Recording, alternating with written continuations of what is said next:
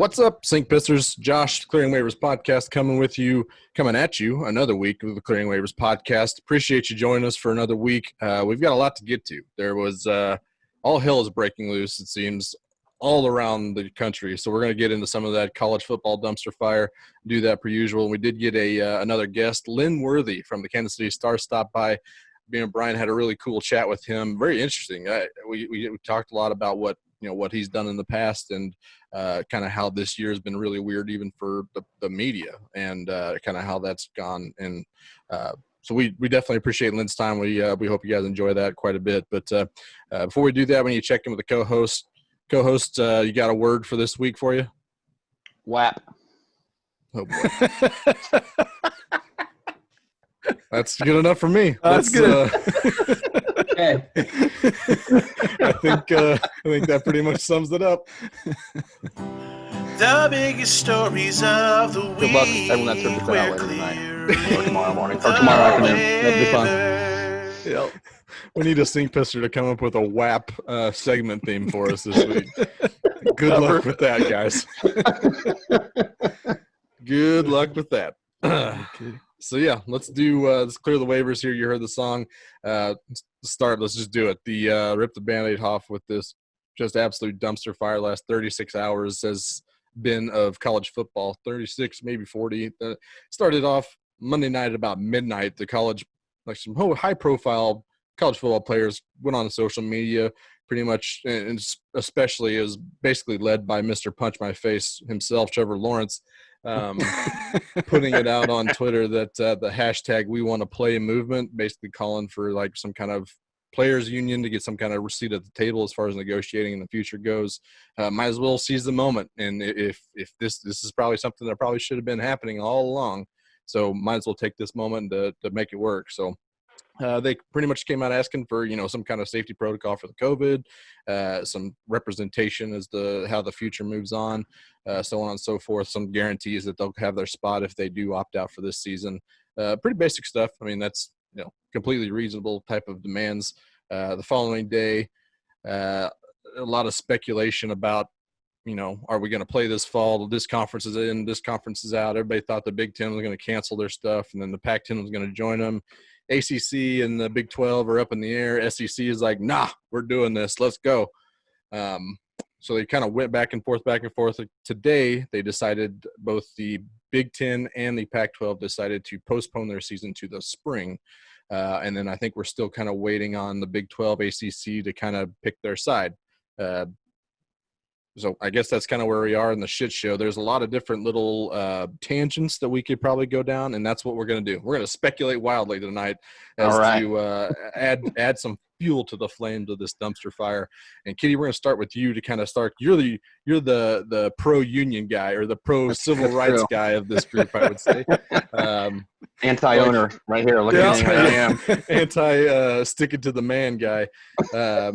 So we wanted to kind of get your opinion on the fact that they're taking this moment to kind of get that to push for that players union and to kind of move forward with that. But where are you at on that so far? Yeah, I was kind of reading up on it today a little bit because I hadn't really paid too close attention to it with the golf on this weekend. So, but it's an exciting concept. I think the players are the ones on the field every Saturday out there. So they're the ones that are putting themselves at risk for injury. And now with the pandemic on, for possible COVID complications too. So it's just for them to even if they want to play, that's fine. But at least they need to have the voice and give them at least have them have some influence on what happens with their season. And then also, as you mentioned, they are also looking at safety protocols. That's an important thing too, because at the end of the day too, college football is a business. It helps generate so much money for these universities so they can do other things as well. Yep. So part of the problem with how the system is set up, where I'm actually kind of surprised that these schools or these conferences have canceled and pushed to the spring. Yep. Just because there's so much money to be had, and other programs and other sports and other just academic probably programs rely on all that money that these universities can raise. Yep. But then there was one of the things I saw the other day was kind of interesting. It was article from 2016, the Business Insider. They were looking at how much money each player on a on universities were worth. They've kind of just basically based it off of the NFL's 47% collective bargaining off revenue.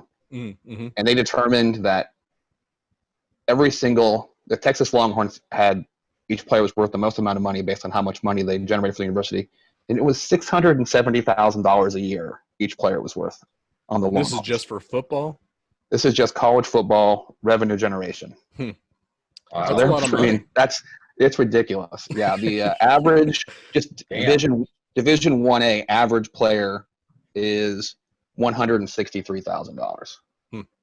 That's just based on a revenue sharing determination by the Business Insider. So there is so much money that these players are putting forth for their universities, and they're technically not seeing a dime of it. I mean, there's obviously money out. There's obviously money out there. They're not above So that's the other thing. You get to this next point, if they actually do form some kind of union, then you become university employees. So then you can pay the players however you see fit. So it's a kind of an interesting, exciting new step to the possibility of the future of college football. Yep. There's been a lot of speculation. A lot of media members are out here saying like the NCAA football as we know it is going to be gone forever. It's like no matter what happens in this, they think that it's already going to have such an effect on how things move forward, business side of it, but also the player side of it. And I think we've talked about it in the group chat a little bit about whether or not these players should even be risking them. I mean, it's one thing to say these professional players that are, it's their job. They don't make any money if they don't go out and play.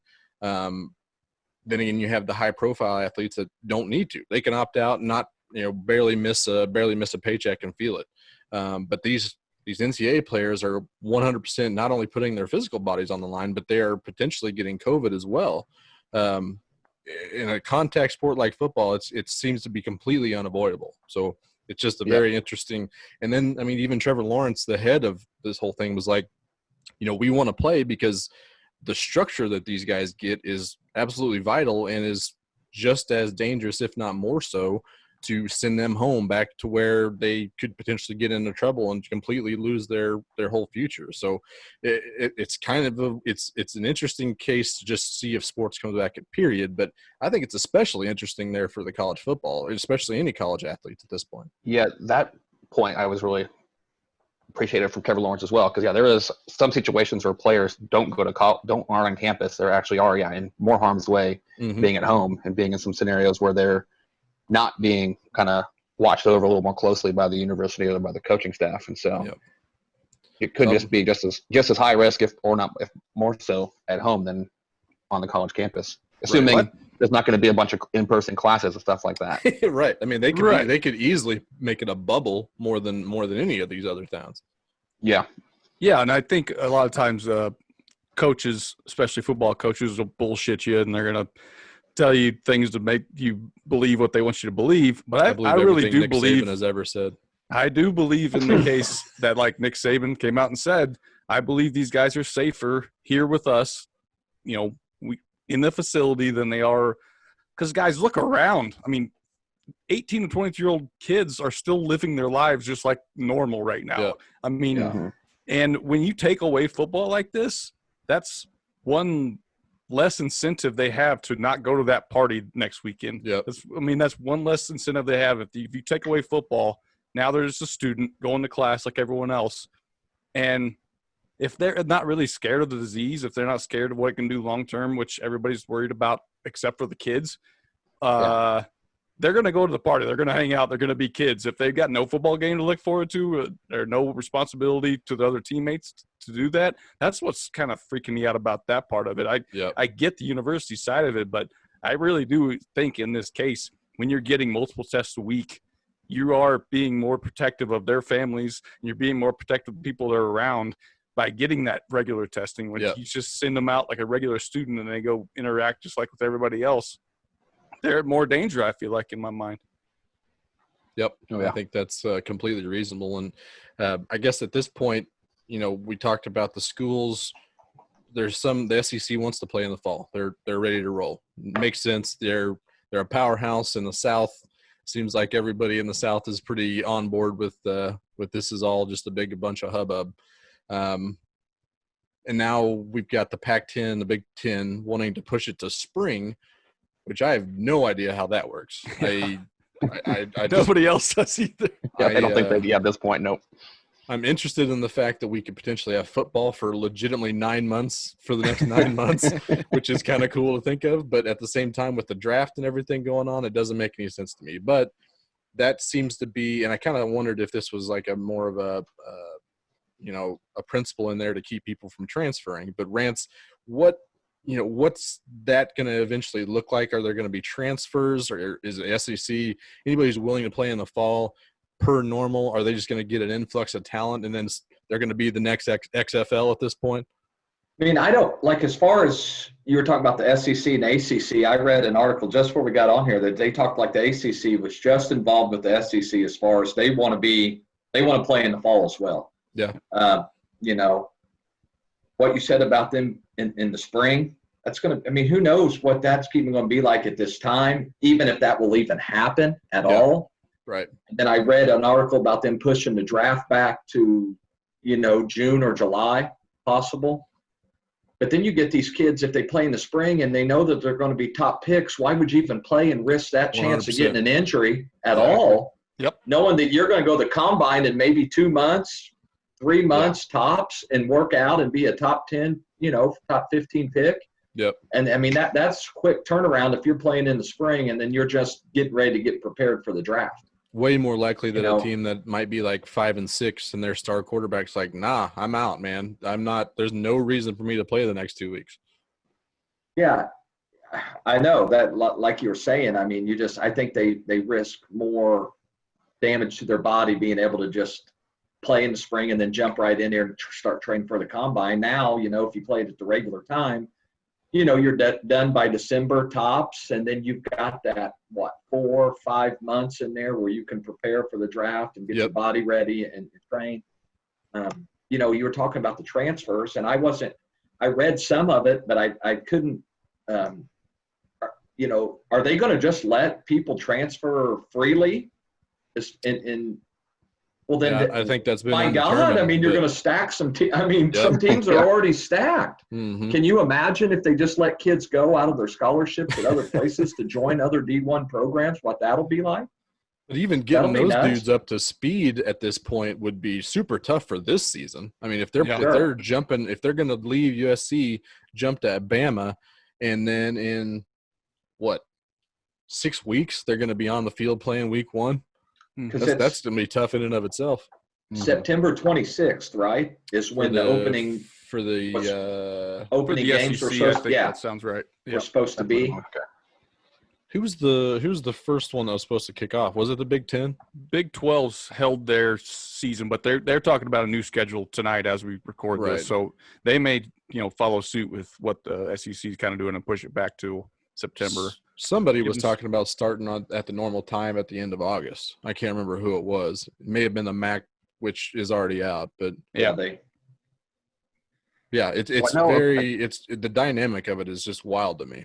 Yeah, I felt like I remember seeing a press release or something on Oklahoma saying, "Hey, we're announcing this game on like the first week of September against a non-conference opponent." But I think that's been probably been changed. I think they're probably doing a all-conference only, maybe with Big 12. That was probably a non-com announcement from until year 2035 or something.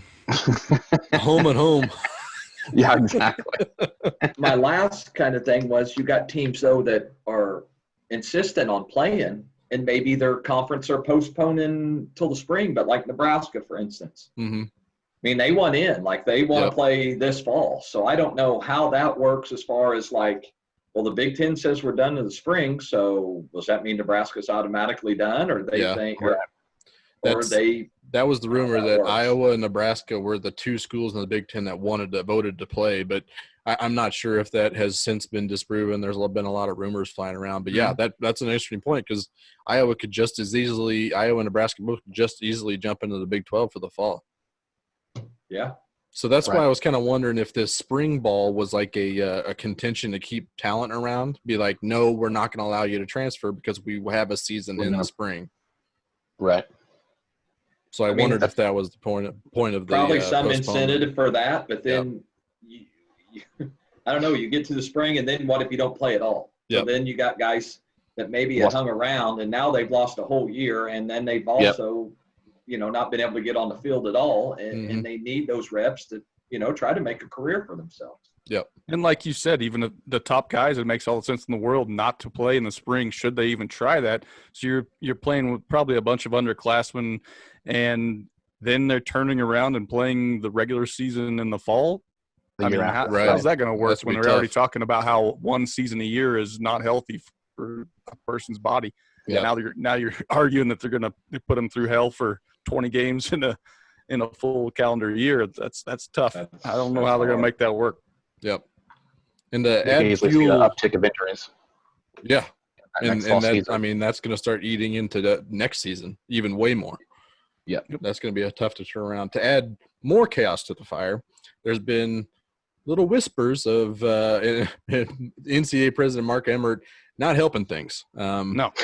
a lot of little speculation that this could lead the Power 5 conferences to be like, we don't need the NCAA. Let's just take our ball, get out of here, and play on our own, do our own thing. I've always wondered, like, what is keeping them outside of just endless legal battles with the NCAA. I'm guessing there's going to be a lot of legal battles, but on each side. But at the same time, like, it's at this point, is this going to make the NCAA even that more irrelevant, Brian? I mean, it's looking that way. Like you said, this whole time, everybody's looking for answers. Everybody's looking for direction. And Mark Emmert and the NCAA have just been silent. So, I mean, it just makes you think, like the old Office Space, what would you say you do here? Because we're needing some leadership right now. And you're basically saying, hey, conferences, you go make up your own decisions on what you're doing going forward. Get your own medical experts, each of you, so you can make up your own minds. And we're just going to sit back and do nothing, even though we make tons of money off your football teams every year. Make sure your checks cash. That's right. I mean, it's just like adding to the evidence of they're completely worthless to football programs, the major football programs at least. They probably do offer some help for the small programs, the small D1s, all that kind of stuff. Maybe they provide something there. But all the big Power 5 schools, I mean, after all this crap, I don't know how you just don't start that momentum, get that train even moving even farther down the tracks of breaking away from the NCAA and just saying, screw you. I mean, we don't need you. We can do this on our own. They can come up with name and image likeness type rules where players get paid. So if the players are getting paid and the schools are making their money and the NCAA is left on the outside, everyone's happy, right? I mean, right.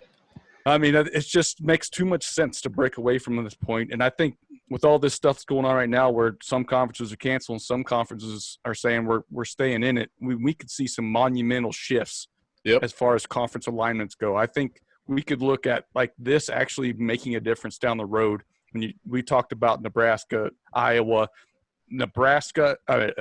Wisconsin and Michigan are talking like they're still going to keep practicing 20 hours a week like the NCAA lets them do. Even though they have no games, they're just going to keep practicing. That's classic Harbaugh. What are we doing here? I mean, I wouldn't expect anything else from Jim Harbaugh. Well, they're going to practice up until when they play in the spring.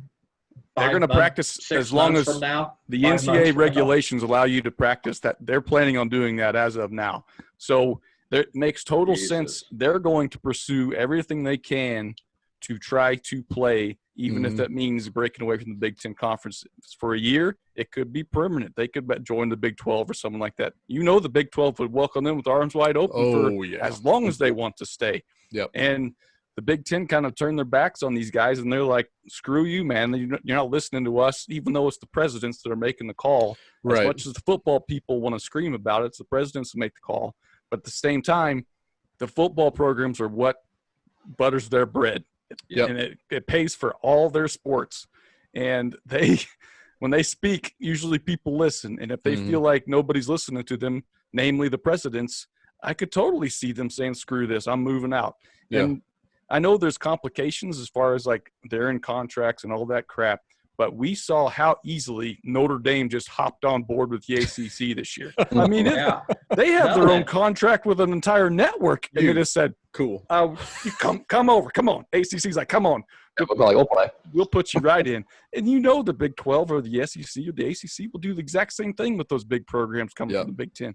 So I think it could totally happen, and we could see some major shifts because of this moving forward. I mean, it's going to be crazy. based on what the rumors are coming out about this Big 12 meeting tonight, it seems like they're at this point still moving ahead with football.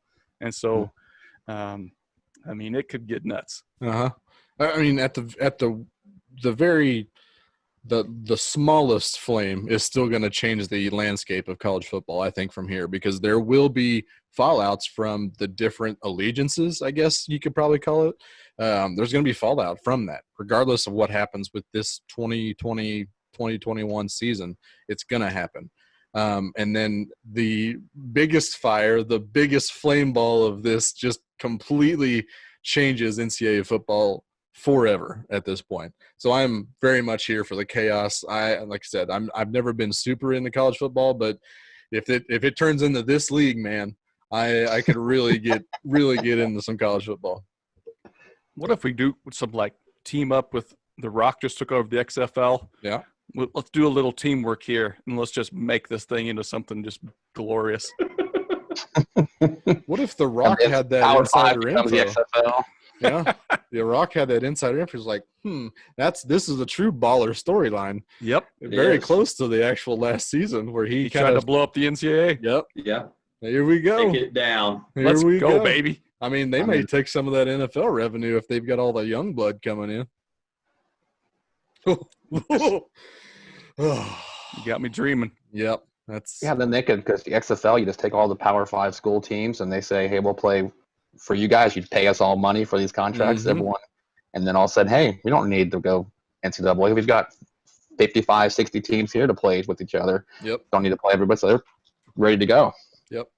And the one thing that I think's been kind of weird about this too is I completely understand, like when you're talking about elementary school, you're talking about high schools, you're making a decision for kids, right?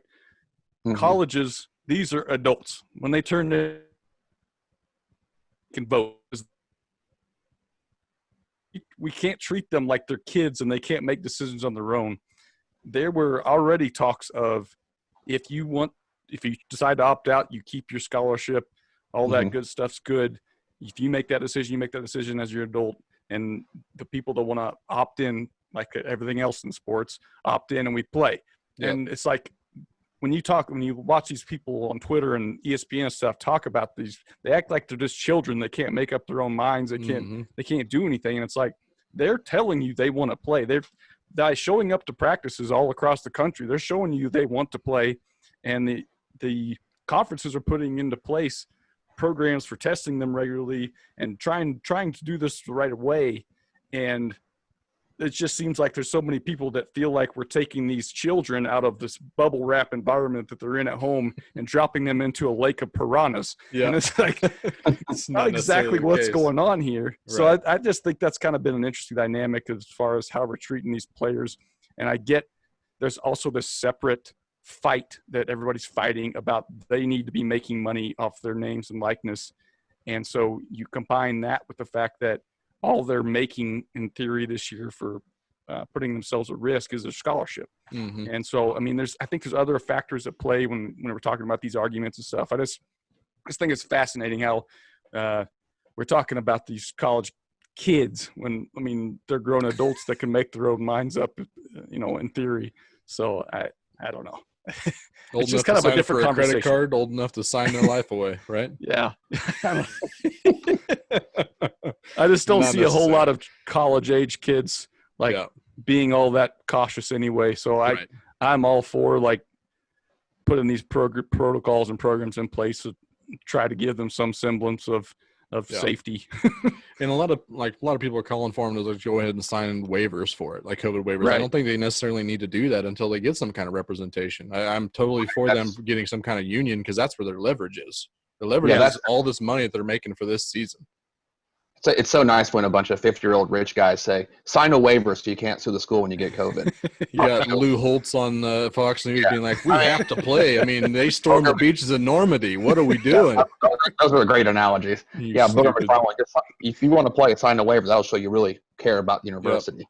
Awesome. What happened to everybody being tough? Unbelievable.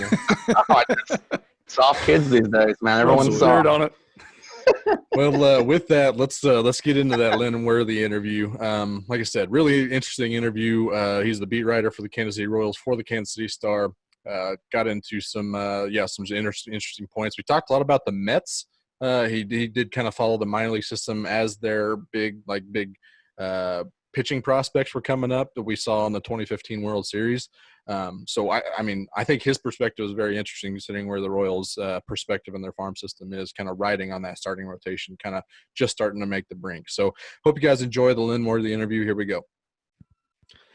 Joining us this week, we got Lynn Worthy from the Kansas City Star. He's a beat writer, follows the Kansas City Royals. He's got some experience with the following the Chiefs as well. But we are excited to have him on this week. Lynn, thank you very much for coming on, man. Thanks for having me. Of course. Before we kind of get into, like we always talk about the Royals, we've kind of had a big heavy Royals talk for the last couple weeks. But before we kind of jump into that, we wanted to kind of get to know you a little bit more as well. Saw that you started with the Star about a little over 2 years ago, it looks like, and before that you came from the Salt Lake Tribune there in Salt Lake City, following the University of Utah. Prior to that, you've been doing a lot of primarily out of the East Coast and stuff. Is that correct? Yeah. This is the I want to say fifth newspaper. It was in Massachusetts, upstate New York, Pennsylvania, Utah, and then Kansas City. So yeah, it's the fifth newspaper. You've followed quite a bit then. Yeah. I mean, I've especially the last couple of years between the time in Utah and Kansas City, I've been doing a lot of traveling for work. So yeah, I got gone from coast to coast at this point. So. You really did. I mean, Utah being in the Pac-12 and you come from the East Coast, you really did you got to hit the heartland after that, right? Yeah. Well, that's kind of where I wanted to start here. You've covered a little bit of everything, all sports, college, professional, coast to coast, like we said. But what's been like your favorite subject or team, or just been the one that's kind of stuck with you the most and has been your favorite to cover?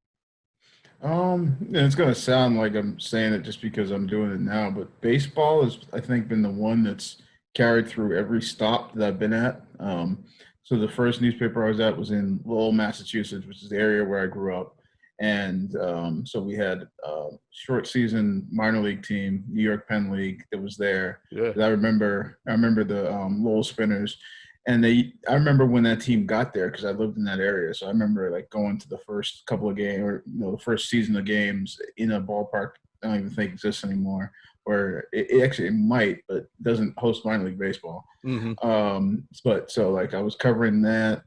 We'd go out do some Red Sox stuff every now and then, and sort of like help out with the guy who was the regular beat guys. Yeah. So there was baseball at that level. When I went to upstate New York, I was in Binghamton. Covered AA Mets affiliate. Actually, a lot of the guys that were the Royals played in that World Series, I saw them come through, including Harvey and Familia, and basically all that pitching, the Groms and a bunch of those guys. Conforto, who played in that World Series, was in Binghamton earlier that year, actually. And so I covered that was one of the main things I covered there, as well as Binghamton University. Mostly basketball there, but also some baseball there too.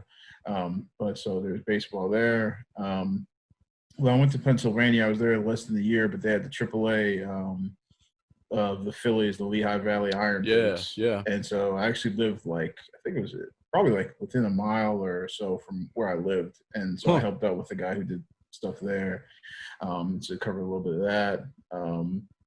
And when I was in Salt Lake City, they had the Salt Lake Bees. It was AAA for the Angels. Yep. So, and I covered that was one of the beats that I had. Did a little bit of Utah State. Then I did the Bees during the summer, and then I just got switched over from Utah State to Utah, and so I started up with the football season, and basically stopped doing minor league baseball. But then the next year I did a little bit of minor league baseball too. So I've done baseball at some level everywhere along the way. So. Yeah. Well, I saw your Twitter profile's got you with the Jackie Robinson 42 number. So I wondered if baseball was kind of like your wheelhouse a little bit, but it sounds like kind of seems where you're headed a little bit more, not just the current assignment, but kind of a little bit more ingrained into you a little bit more.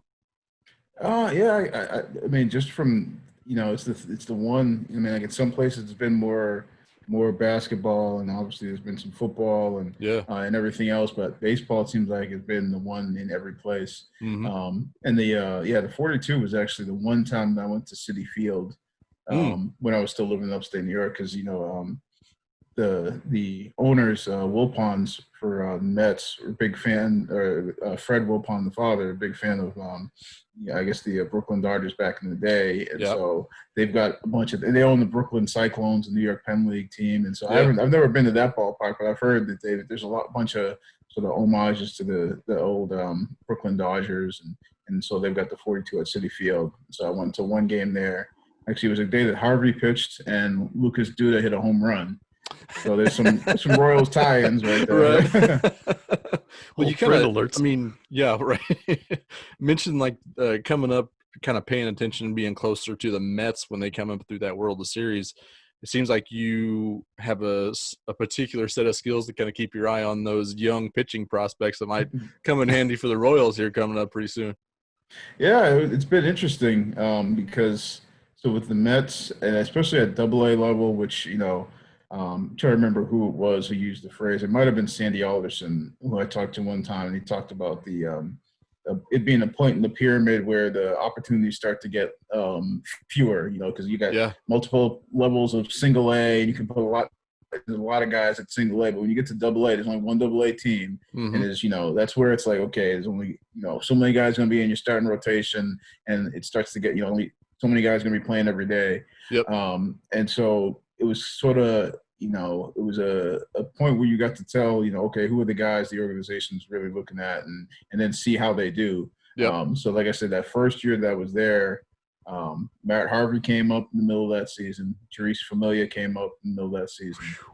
Colin McHugh, who people didn't really know a whole lot about, was actually their pitcher of the year that year. He was lights out. I remember Wally Backman was the manager of that team. And at the end of the season, we were talking about McHugh, and he gave me the quote where he said, it was something along the lines, like he said, Colin McHugh turned himself into somebody this season. And he went on, I think it was can't remember if it was the next year or the year after that he made his debut in the majors. Harvey was the next year, because he started off the next year at AAA, and then he got called up at some point during that year. And the next year we saw Wheeler. Trying to think. Matt's probably in there. He's later. Was he later? Wheeler was the next year, and then it was the year after that was Syndergaard. I think DeGrom was there, but DeGrom wasn't there very long. DeGrom was at AA for a short period of time. Considering where he is now, it's just wild to think that he was kind of a offshoot, or not really as well talked about.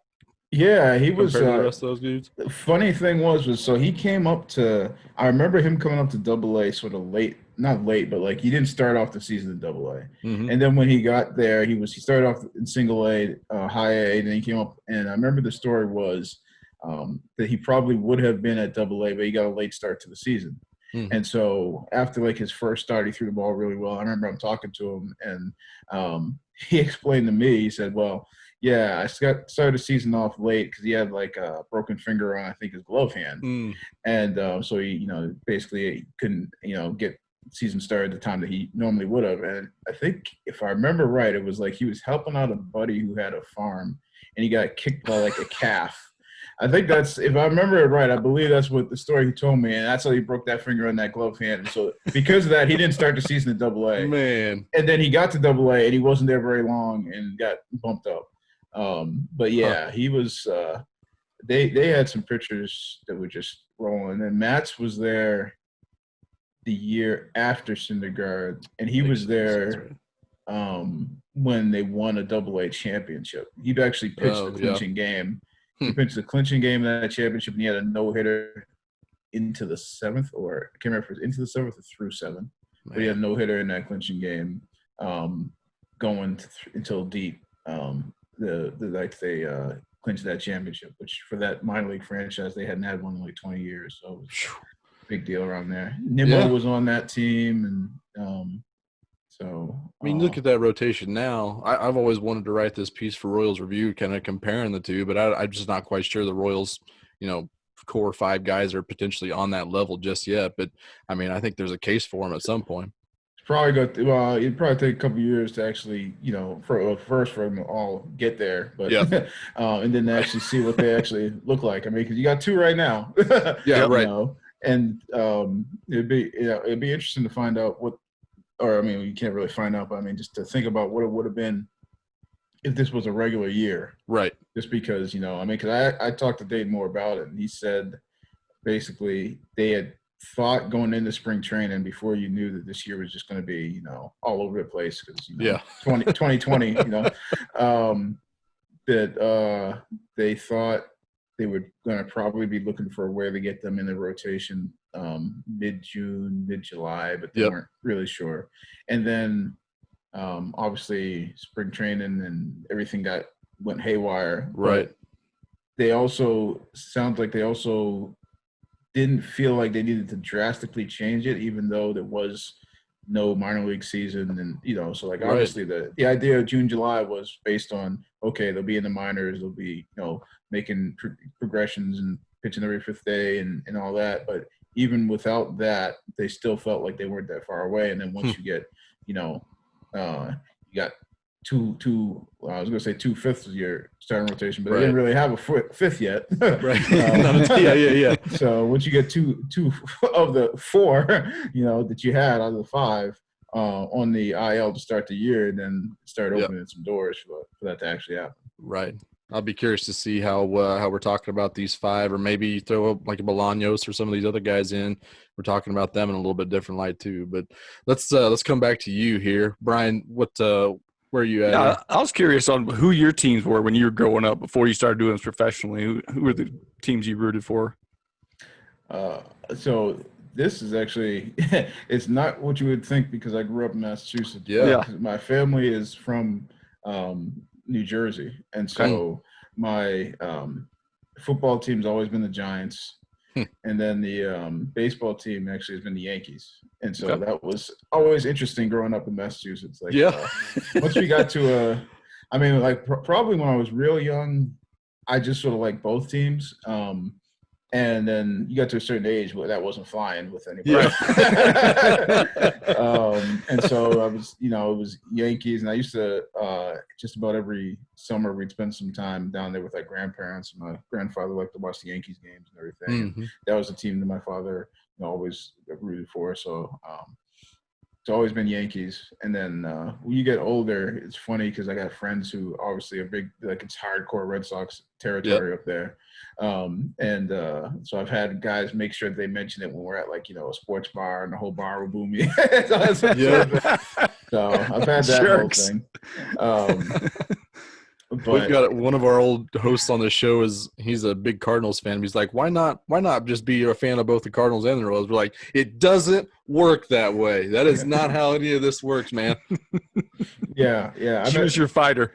Yeah, exactly. I mean, there's a buddy of mine from college who he tried to claim that for a while, and he's from New Hampshire. And I was like, wait a minute. I was like, I know that doesn't fly. I was like, I don't know how you still trying to claim that when we're college age. I was like, I knew that didn't fly by the time I was probably like 10. I was like, I don't know why you're trying to still kind of claim that. Yeah, but got to plant the flag somewhere. Yeah, so a 10-year-old, you got to do it early. So we've talked about you've had a few stops already, and you covered different sports. So when we talk about the teams you root for, at this point in your career, do you think you'd rather cover your own teams, or do you think you just keep the fan side completely out of it, and I'll keep my professional writing and stuff a lot more unbiased if I'm writing about a team that I don't root for?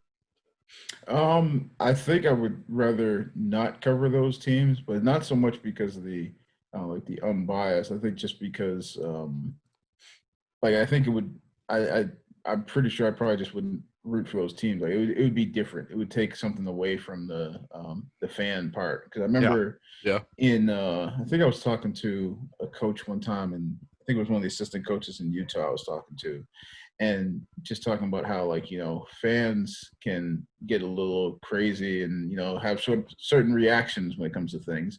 But in my job, it's like you can't have that reaction.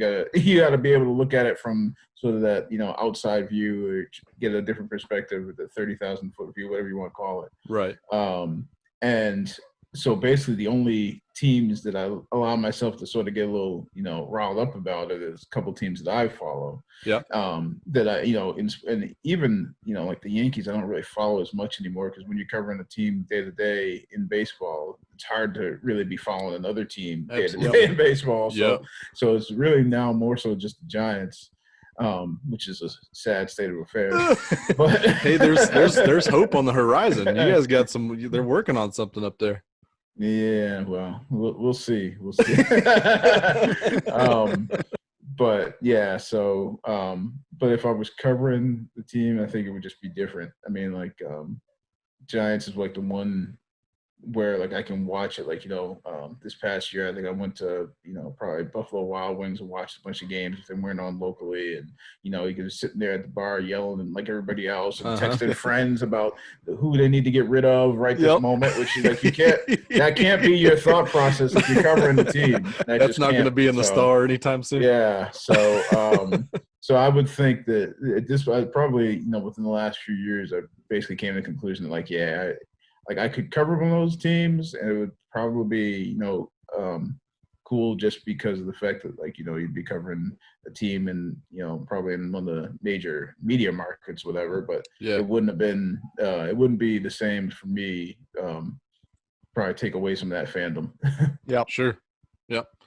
We kind of got into a little bit there, but I mean, I got to assume that the 2020 season for you covering the Royals is, we've been absolutely crazy since March for everybody, but I would assume that even the way you cover them at this point is way different from, say, last year. I mean, what is the weirdest part to you about the differences in between last season and this season covering the Royals? The fact that probably since, March, you haven't actually seen anybody in person, really. Yeah. I mean, especially in baseball, because you're in the clubhouse, you could run into, whether it's Dayton Moore down on the field during batting practice, or you see the players every day, or Mike Matheny's first year as manager, and we were in his office every day in spring training, but we haven't actually even been in the clubhouse or the lower level of the field. Or we still go to the ballpark for home games, but we don't go basically we're come through that main gate, and they've got us in the Diamond Club, is basically what they've transformed into the press box. And so basically you go straight in the gate into the Diamond Club, and that's the area that you stay in. Yep. And so just whether it's new players or players that you've sort of gotten to know a little bit in the last year, or coaches, managers, all that, we don't really see them see them in person. I think I was walking out with Josh Vernier the other day after the game, and somebody said hi out of a car that was driving by. And I was like, who was that? Because it was at night, too. I was like, who was that? He's like, I think that was Pedro. I was like, Pedro Grifol? Oh, man. I was like, oh, wow, okay. I was like, but, just I haven't actually seen him in person in, probably a while, So, I think the closest I've probably gotten to anybody was back when when they did spring training 2.0 at the ballpark. You could go down to the area behind the dugout. Yeah. So, I think I saw a couple of, I was down there talking to my photographers, and, it was about as close as I got to anybody. I remember seeing Witt, and actually, I think I did see Pedro that day, and, was able to say hi and actually, see them from probably 30 feet away. But, normally you're, at guys' lockers, you see it, you can just have casual conversations. Everything's not necessarily an interview. You have one-on-one time. Then also you're just down there, in the dugout for the manager, pregame, right? Yeah, clubhouse, all that stuff. So it's now it's all Zoom meetings. Yeah. So it feels, it just feels way different because you're kind of removed. Yeah, I would assume that's a lot that a lot of us are going through, trying to figure out how to continue to do things as closely as we could on a normal time. But yeah, do you guys have a demand list? You get to be like, hey, could you go get Could you get Gordo? We got some questions for him. Could you go get, Nick Heath or somebody come out, come talk to us? Usually, like post game, you can mention like if there's somebody specifically that like I think, trying to remember what was the other day. I think the other day, because a lot of times, Mike Swanee, the PR director, is really good about stuff, and he's got a pretty good feel for who you need to talk to. Like a guy did something for the first time ever. Like you don't even have to usually ask. Like he's going to have that guy out there. Yeah. Like, like I think after Nick Heath's first start and his first hit, like we didn't even have to ask. Like okay, you're going to have Nick Heath there. So he's really good about that. I think there was one day where a couple of us were like, well, to make sure we got somebody from the bullpen, because they had 3 or 4 guys they had lined up, and we were like, the way that bullpen was through tonight, we got to get somebody from the bullpen instead of this other guy. So I think they switched it that way. But usually they're pretty good about, making sure you get the guys that, it makes the most sense to have that night. And then the pregame stuff, they've, when there's somebody new, they usually make sure you get them. If there's somebody who's early in the season, guys who had, made the roster for the first time, we didn't necessarily have to ask for them. They made sure that we got some of those guys, in front of the camera for us to talk to. Somebody who comes up for the first time. And then the pitchers, they try to make regularly available. They've sort of settled into this thing where the guy who's going to start the next game talks like the day before. So they've been trying to do it, trying to make sure that you're not just sort of stuck with random guy on this day. So, and they've been really good about that. So that's been we've been pretty lucky with that. Gotcha. So what I guess with this year kind of being weird, outside of all the new norm and the new COVID related changes that you're kind of having to deal with, who has been the biggest surprise to you in the Royals right now? Small sample size, obviously. Yeah. And I'm not sure if there's one biggest. I think maybe, because I was thinking about this too, and my first inclination is to say, just how some of the young pitchers have done. Yeah. But I think I sort of thought there was a chance that we were going to see Singer. I guess so. Bubic probably more so, just because I wasn't sure that he was the next one that was going to get to the big leagues, and the fact that he made the jump from having not pitched above A ball to major leagues and looking pretty dang good, in a couple of starts, but holding his own pretty well.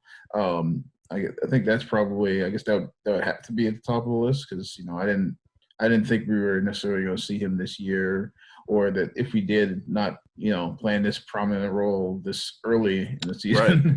Yeah. For real. Like you, I didn't know Bubic was going to be that guy. I kind of thought it'd be Kowar or Lynch. It seemed like they were the two next in line, but Bubic not only answering the call, but also grinding and holding his own in his starts has been really, really cool to see. I've always, as a Royals fan, with the starting pitching prospect, when they get the call, I just assume they're going to get blown up the first 3 or 4 starts. But the fact that both Bubic and Singer have both been grinders, not necessarily wipeout stuff yet, but there's plenty of promise there. I've been really, really happy with what I've seen from them. Yeah. So I've got a little bit of a would you rather scenario here. And let's just say in a normal season where you're in the clubhouse with these guys all day, every day, would you rather be assigned to cover a total jerk, but he gives you golden quotes that get you clickbaity headlines, or do you want the robot that gives you the vanilla cliche answers all the time? Well, you can't say that you want, the robot. Even though I also because you've obviously put it the basically 2 ends of the spectrum, because you say total jerk, which I'm assuming that means not just as a ball player or whatever, but to deal with on a regular basis as a human being. Yeah. So you don't really, and I should probably say, as far as I've experienced, they don't have that dude, the Royals. Okay. So that's good to hear. At least not as far as I've experienced. There's been a few come through those halls. Yes.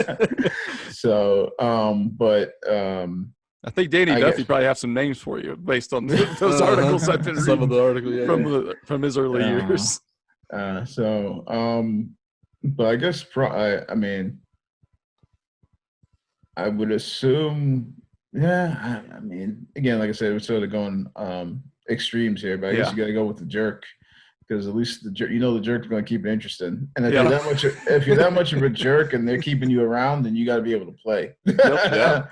If you're that much of a jerk, especially around the Royals, I mean, it seems like I haven't seen too many dudes who are just bad guys. So yeah, That's if you're that much great. of a jerk and you shooting off your mouth, then you must be able to play.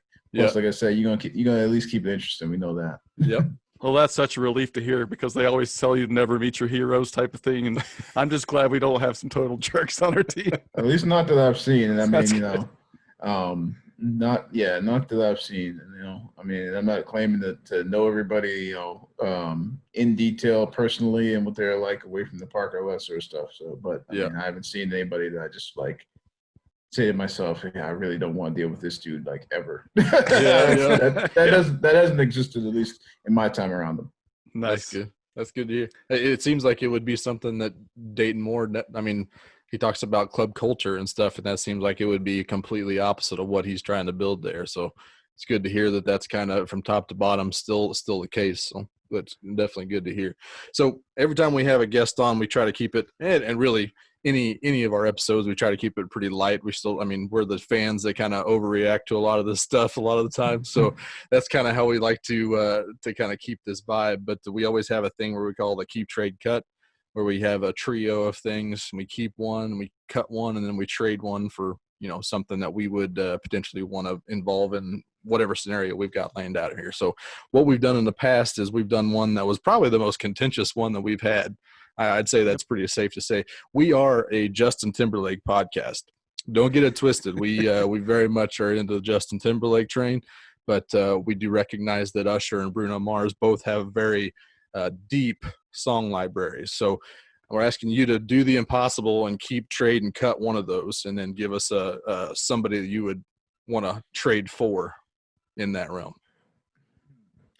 All right. So I sort of have come to the conclusion, not that I really want to cut any of them, but I think the cut's got to be Usher, just because I feel like I don't think the production has been as in baseball terms, I don't know that he's produced the last few years the way he used to. His WAR is not on par right now.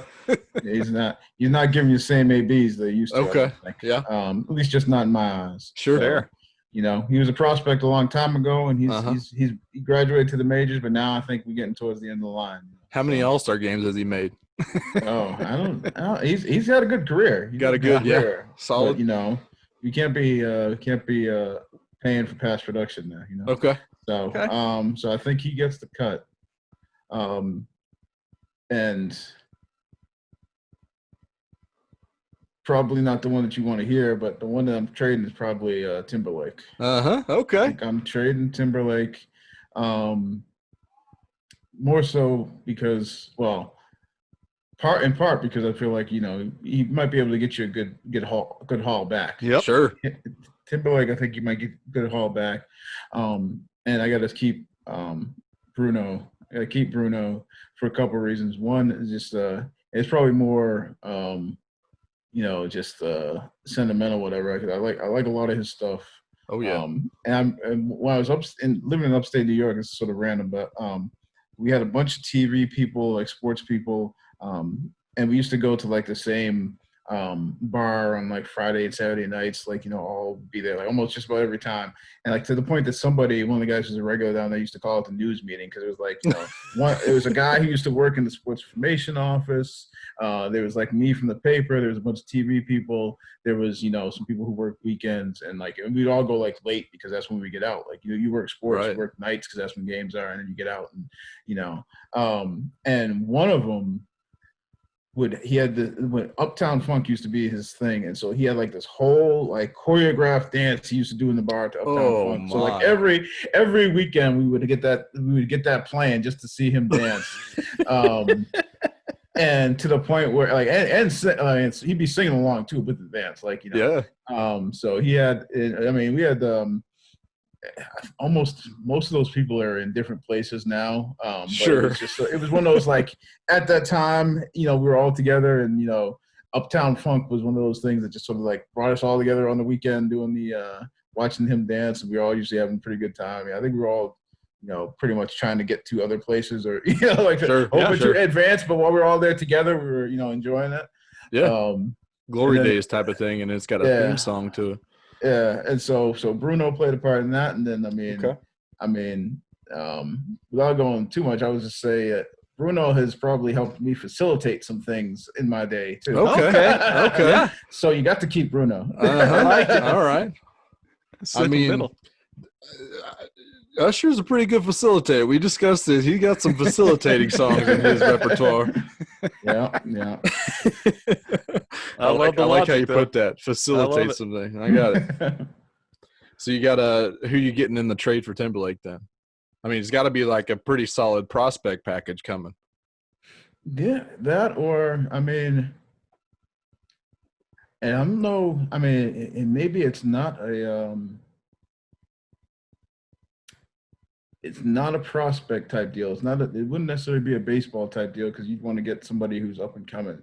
But for some reason in my head, I was thinking, okay, because you got to trade one of them. It would be one thing if you just keep everybody, but if you got to trade them, I was thinking one of the people who came in my head that I'd be thinking about trading for, just because I like a lot of his stuff and I feel like he's talented and can do a lot of stuff. And a lot of people just like, he's one of those real likable guys, is John Legend. As soon as you said likable, I was like, that's John Legend. I like John Legend. And I also feel like, you're almost doing like a package deal, because you're doing, you're trading away JT and Jessica Biel, you get John Legend and Chrissy. So, yeah, I don't think that's a bad deal. I mean, especially if you have to trade somebody. Yep.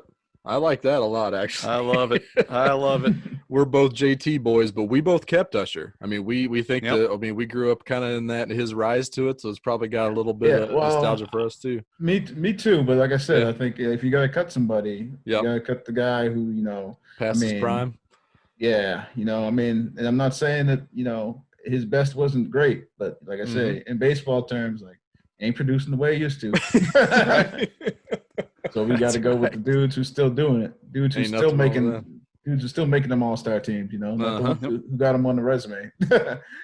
It's tough to fight that logic. That's pretty solid logic, I think, in this.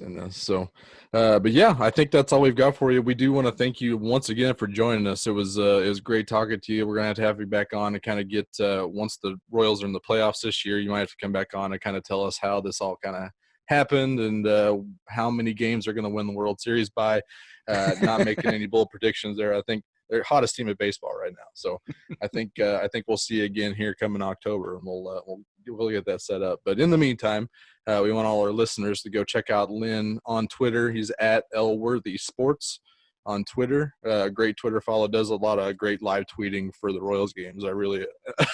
I've tried to do that just in an amateur hour, and it's just on another level when you're able to do that, especially right now. So go check out Lynn on Twitter at those. Also check out the Kansas City Star. He's done some great work with the Kansas City Star, but all the sports department in the Kansas City Star does great work. I encourage everybody to go check out the KC Sports Pass. I think I saw it's down to $30 for the first year now. So, I mean, it's a really, really good deal. Get all the articles and the online content, a lot of the post-game after Chiefs games. They do a lot of post-game stuff on the internet. So $250 a month, Josh. That's less than that extra beer you guys order at dinner. Just don't order that extra beer next time, and you got sports coverage for all your local teams. That's right, and that includes, like, Sam Mellinger, Valle Gregorian, all the Chiefs coverage, the colleges, sporting, whatever you're looking for, we got you there. So, and we obviously appreciate people subscribing. That's right. KansasCity.com, which, by the way, the URL, the fact that the Kansas City Star got KansasCity.com is awesome. That's the coolest thing I think that has ever come out of Kansas City, just the fact that the Kansas City Star got KansasCity.com. They're not playing around, man. No, nope. They're in there making moves. But Lynn, thanks again for joining us. We'll talk to you next time, man. Thanks for having me. So, yeah, thanks again to Lynn Worthy. That was I was telling Brian, I was like, after the interview, I could legitimately listen to him talk about baseball or just growing up in Massachusetts as a Yankees fan. I mean, we could have went on for an hour with Lynn. So it was very interesting stuff. We'd love to have him again, be a recurring guest. That'd be great. But go check out his work at the Kansas City Star. Go grab that sports pass. Very good value is there. Supports local newspaper, keeps them in the running as well. Great content all around. So thanks again to Lynn. Go and get him at L Worthy Sports on Twitter. But yeah, let's move on to the shenanigans for the week. And I think we've got a new theme song for the designated for assignment portion here. I don't know if we've played this yet. Hope I don't get DFA. It's time to make some better guesses. Great stuff. That's a pretty solid Blues Traveler impression if I've ever heard one. It's no Great Harry stuff. Styles. Yeah, which I did see. He just got on the top 100 for that Watermelon Sugar song.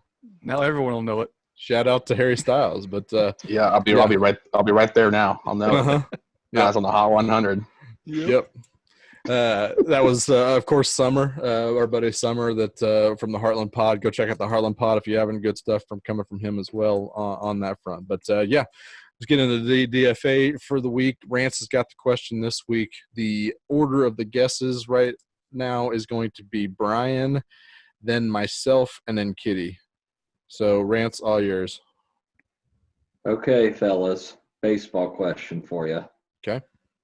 Okay, since 2010, the AL, strictly AL, has had, this has happened 12 times, 20-game winners since 2010. Now, one guy's done it twice. Only one. So, only one guy. Wow. Yes. So, I mean, it's happened 12 times, 11 guys. 20-game winners since 2010. Mm. Interesting. Okay, Brian, you're up first. Give me Max Scherzer. Max Scherzer went 21-3 in 2013. That's healthy. Pretty impressive there. I'm going to go with the other likely candidate, Chris Sale. Chris Sale is not on this list. What? Oh, wow. That's tough. I was very, very surprised by that too when I was doing my research. That is sorry. disappointing. I'm going to go with old Verlander. Justin Verlander did it in 2011, 24-5. He also did it in 2019, 21-6. So there's the guy that's done it twice. Makes sense. Yeah, we know his name, Clayton. Clayton Kershaw. For the AL, Brian. Oh, AL, man. AL. AL. But I like the drop though. That was good. Saving Silverman drop. Clayton. Yeah, we know who he is. Clayton. Oh, Great movie. I hope you just completely disregarded the AL part on purpose, just so you Just so can you get could that say Clayton that. drop in there. I mean, I did. Yeah. Oh, God. You ate her. Yeah. Yeah, I ate her. Perfect crime. Smart thinking. How about David Price? David Price, 2012, was Nicely20-5. done. Back to you, Josh, I with one gotta strike think. here, bud. King Felix is probably on this list, right? Oh, God, no, he's not. I What? hate everything. Wow. That's shocking. I hate That is. everything. What? It's just sickening. Oh, was he? You hate to see it. Yeah, I do. How many pitchers we going for? 11. 11? 11. You guys have Happened got 12 times. We've got 3. You guys have got Verlander twice. You've got Price, and you've got Scherzer. There's some pretty Unbelievable. obvious names, I think, but All there's right, some stop guys saying stuff like that. Okay. Okay. Just make us feel bad. Obvious name, you guys just keep missing. I You're mean, obvious blown name, like yet again. King Felix and Chris Sale seems pretty obvious, but not Yeah, tonight. I agree. Kitty? Oh. Did Blake Snell do it a couple years back? Yes, Blake Snell, 21-5 in 2018. All these Great assholes pull. are on my list, but Great answer. Very nice. How about Zach Greinke? Negatory. nope. Dang. He won a Cy Young for the Royals, right? Yeah, I Right, think he won like 89. 15 or 16 games that year. Yeah. Oh, that's a good point. I think it was 'Cause- pre-2010 too. I think, like 2008, maybe. How about Corey Kluber? Yes, you're on the Nice. board, big fella. Thank the good Lord. 20-7 in 2018, Corey Kluber. Great pull. So we've got 1, 2, 3, 4, 5. Still Got sitting 6 on left. 6 names here. Yeah. Let's see. I'm having trouble pulling anything. Did Garrett Cole get to 20? I mean, is that your answer? I'm gonna go with Garrett. I'm going Garrett Cole. He didn't piss the whole. He piss did. the whole He year? did. 20-5 in 2019, same year that Verlander did it. That's pretty good pitching staff Yeah, right that's- there. Nice. Great That'll pull. do. Good job, Kitty. Thank you. Man, I'm struggling here. Names. I know that's my biggest. Been my struggling to get him too. And there's obvious ones on it, which is crazy. Well, I would think there's still just about one more obvious answer. 2010. One more obvious answer, huh? I Probably mean, just one. Yeah. I have a feeling this name is too old for the list, but I'm just gonna go with it. Give me Johan Santana in I gotta Minnesota. just put him on mine. No, he's not on there. Too old. On there. Yeah. So Brian's got 2 strikes. Josh with 2 strikes. Kitty with none. So Josh, is it clue time or not? I was gonna ask the same. What's the procedure that we've agreed on? I Seems don't like know if we've ever had anything Yeah, there's no, specifically agreed on at this point. I think Kitty since has no options Kitty used, has right? no options. So I'm 3 for I don't 3 think so far, so I'm gonna go ahead and get some strikes here soon. But I've only got one more name on my list right now, and that is CC Sabathia. I was thinking. CC Sabathia did do it in 2010. He went 21-7. There you go. Nice job. Nice work. Nice It job. kept feeling you were setting me up for a CC Sabathia did not do it, or he did do it in 2009. Right. It did sound like that was kind of going that direction. He did it. He did it. Old Tubby did it. 2010. I'm talking about CC Sabathia. Yeah. Before we lost a bunch of weight and got bad. Yep. He's been around. Oh, He's around a long goodness. time. Goodness. I don't like that answer. Struggling It's a for picture. names. Well, I can't give you a clue because you don't have a single strike. So Or that's real BS on my part. I would say these. Oh gosh, we still got 4 guys, don't we? Oh Mhm. no. I'd say these 4 are the toughest ones on the list. Sounds right. That's good. Except For for a good maybe shape. Snell. Except for maybe Blake Snell. I thought that was a tough one. Oh, goodness. Can't even pull a name right now. God. Strike. Probably. Just go Kurt Schilling. I'll just pay a name just to say a name. That's a Pretty sure he negative. I'm sure he's retired by then. I don't think he ever won 20 games either. McBroom just went ding dong. 5-4. All right. This may be a stretch. McBroom hit a 2-run Do you bomb. want so to? it's Do a tie you want a game now. clue? I don't think Well, we're at that point yet. I don't think we all need to have 2 options Okay. used. Okay. All right, buddy. How about I'm ready. James Shields? Great guess, but no. Damn. I'm And out. And that's 3 Ks for you. Yep.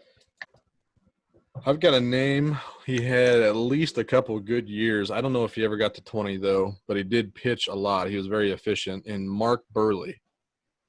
Oh, yeah. No, No? he's not on the list either. I really like your guys' guesses. I mean, these are some good pulls. It's hard to win 20 games, Yeah, It is. especially in this day and age. Apparently Chris Sale and King Felix have not ever done it. Lousy bums. I'm going to try somebody here. Shoot Good your old- shot. Did old Shane Bieber do it for Cleveland? No. He's not on this list either. He really came on last year. Right, wasn't I sure. don't think Maybe he- he Like I said, another one of those probably guys. didn't have enough starts. The Another only recent name guy I I've got. have- Okay, Okay. go ahead, Josh. That's two.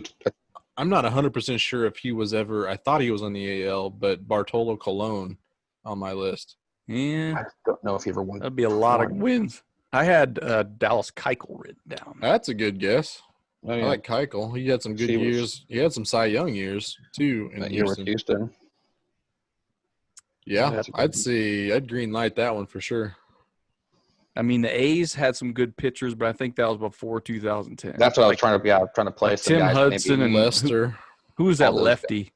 John Don't Lester. say Tim Hudson. That was 2002, so please don't go there. That's what I'm saying. Zito was over there too. That the Zito, Zito yeah. Hudson, Mulder Yeah. trio. That's a little long ago. that's a good thought, too. But I like Keuchel because he was in the running for Cy Young. I'd say go. Yep.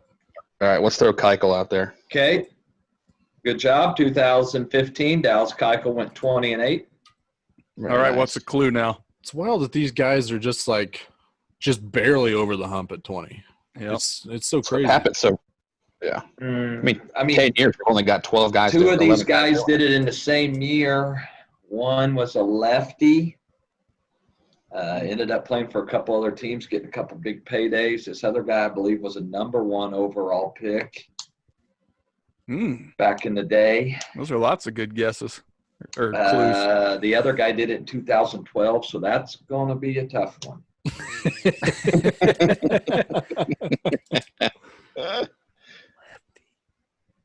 it. We've got 4 more. Three more. Three more names. Three more. And Chris Sale never did it. Right. I would say this guy is wild. more of a soft tossing lefty. Not real overpowering, I never thought. Al Leiter. Jamie Moyer still around the AL by 2010. He was Bruce probably, Chin. Jamie Moyer's out there slinging the rock Chin slowly. music. I God, I got nothing. Anybody for you. got anybody? I am struggling for Everybody drawing any a names blank in my here. head. I got nobody. Brian? A lefty. That's I'm trying to get to that lefty's name possibly with. Right. A whole lot out there. I would have thought if we had the soft tossing clue before we said Burley, that would have been perfect for him. But Mm-hmm. I got nothing. Rich Hill's Oh, never. I'm gonna played go with I'm about gonna go Rich Hill Cliff for the Lee. A's. Oh, there Cliff you go. Lee. Great guess, but Cliff Lee did it in 08. Oh, there it was. He did it that time. He found it. Is that Kitty's last? Is Damn. that, is that 3 yeah. options? The lefty, That's great. are we ready for the answers? Yep. Yeah. The lefty I was trying to describe was J.A. Happ. Ah, He got to 20 damn wins. that's wild. 20-4 in 2016. Wow. Good I little didn't Blue even- Another Jays name you're probably. going to know too. Yep, with the Blue Jays. This other name you're going to know and probably think you probably should have got it. It's Rick Porcello. Mm. 2016. He went 22-4. Yeah, he had that crazy year. Yeah. He won Cy Young. He won did. Cy Young. That was Yep. when Kate Upton was pissed off that Verlander Yeah. didn't win. Exactly. And then the All right, who's last one from 2012 is Jared Weaver. Oh, God. Oh, never God, got never that would have got one. that. I No know, he chance. probably would have never got that one. Or No the Only chance. only clue you could have given us that would have given away was Mike Sweeney beat up his brother. Mike Sweeney pounded his brother, threw a helmet at him. Missed him completely with the helmet, Yeah, though, right? missed him completely with Spiked the him. helmet, and then I think missed with a couple haymakers even Yeah. too. He went in swinging wild. You don't He get did, many chances at haymakers in those instances. That was a good Well, question. yep. It was just That's I a love really good one. the last few of them been really good because they're like they dangle the cheese just close enough to your chin to be able to like I can smell it, and this is right in my smell it a wheelhouse. little bit. Give you a Just get a little little smell. get a little Except for you sniff. hockey experts. Except knocking out for last week. Yeah, right. Yep. Another new segment we've got here. Not a new segment theme song. But let's do keep, trade, cut for this week. Keep, trade, or cut. Ba, ba, ba. Your picks never seem so good. That's a good one. I like that. Yeah, I like that a Another lot. very good one. Yep. Keep, trade, cut for this week is if you like the theme song, all the hosts hate this keep, trade, cut scenario, and that was the point of it here. So we're going to keep one, we're going to trade one, we're going to cut one of the following. So we're going to be stuck in an elevator for an undetermined amount of time with 3 people, quite possibly the most questionable people you'll ever spend time with in an elevator, I think. But Rosie O'Donnell, Paula Dean, and Roseanne. The growl is the correct response, but we're going to do our best to find someone to keep, someone to trade, and someone that it's not going to be tough to find someone to cut. But let's get into it. Brian, I'm going to start with you. Who's your keep, trade, cut for the week? Actually, no, Wow. Rance won this DFA, so Rance is going to be keep, trade, cut first. What a tease. Yep. It was. It's rough. These names are just despicable.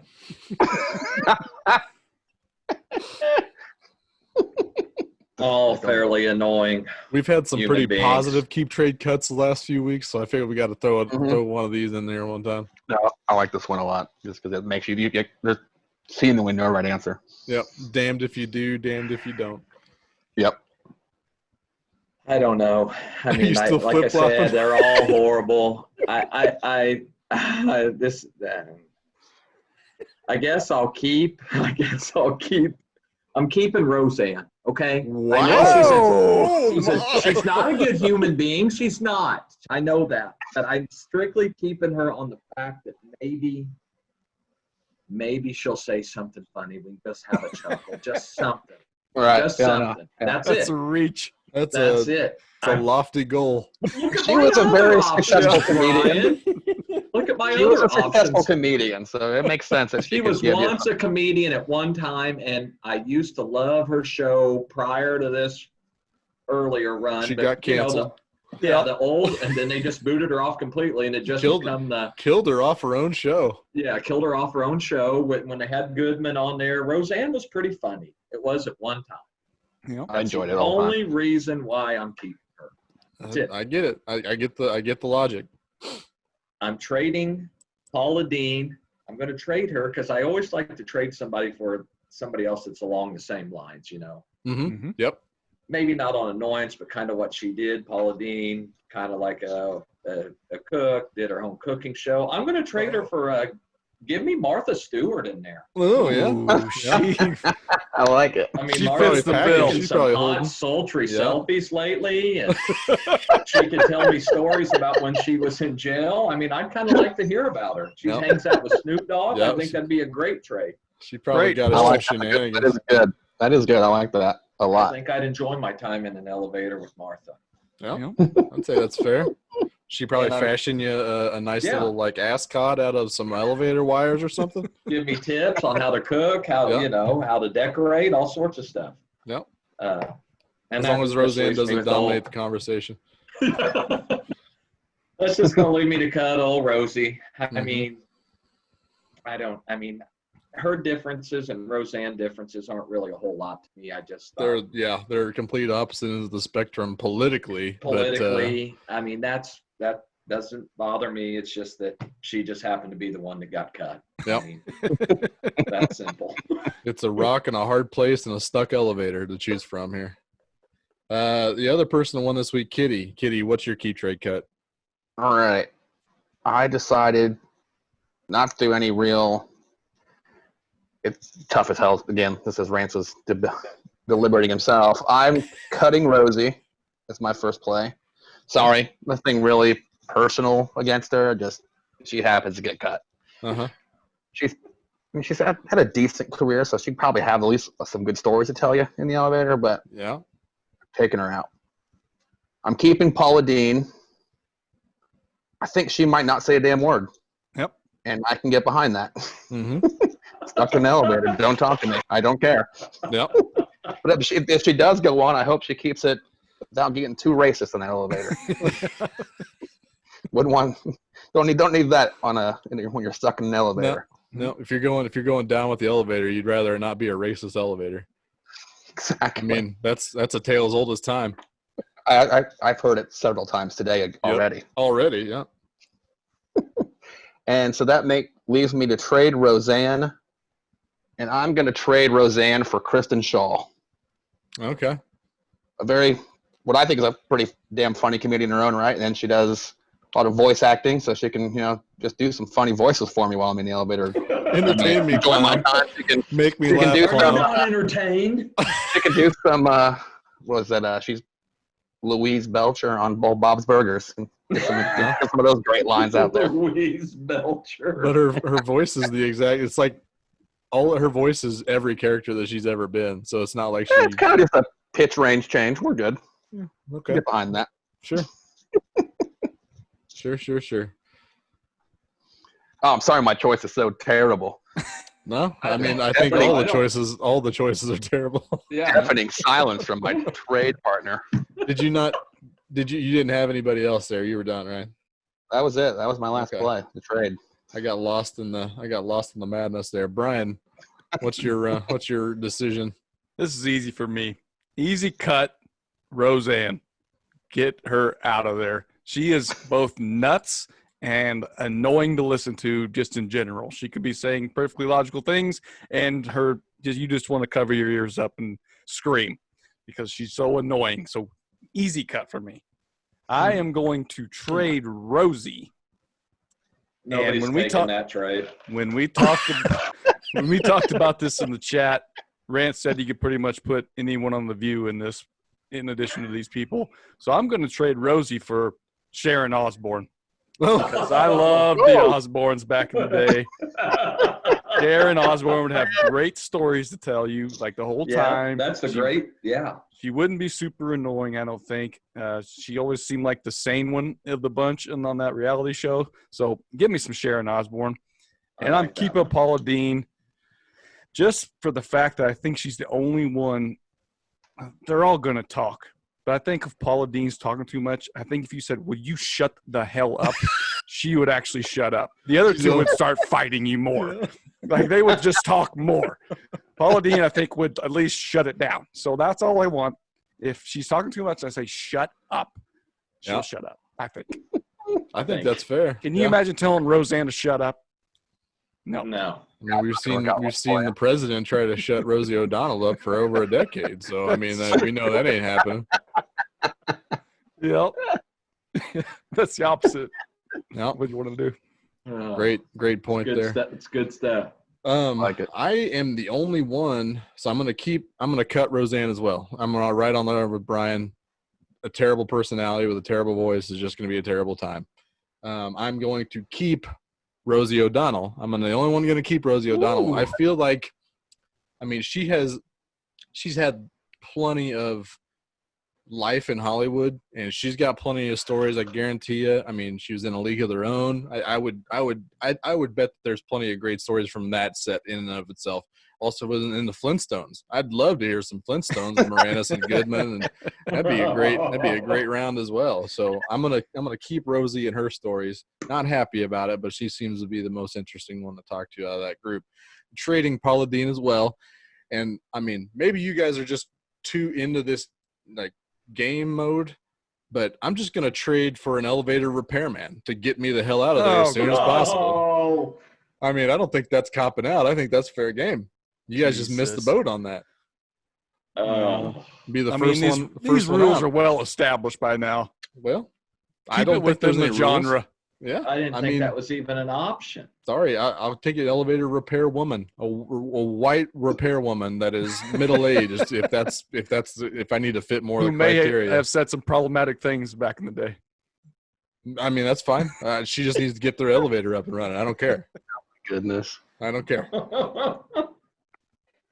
Okay. Well, all right. There it is. Settled, I guess. Cheater. That's settled. I'm a cheater. That, of course, just brings us to the waiver wire. We only got one waiver wire drop, so let's get into it. Watch the waiver wire.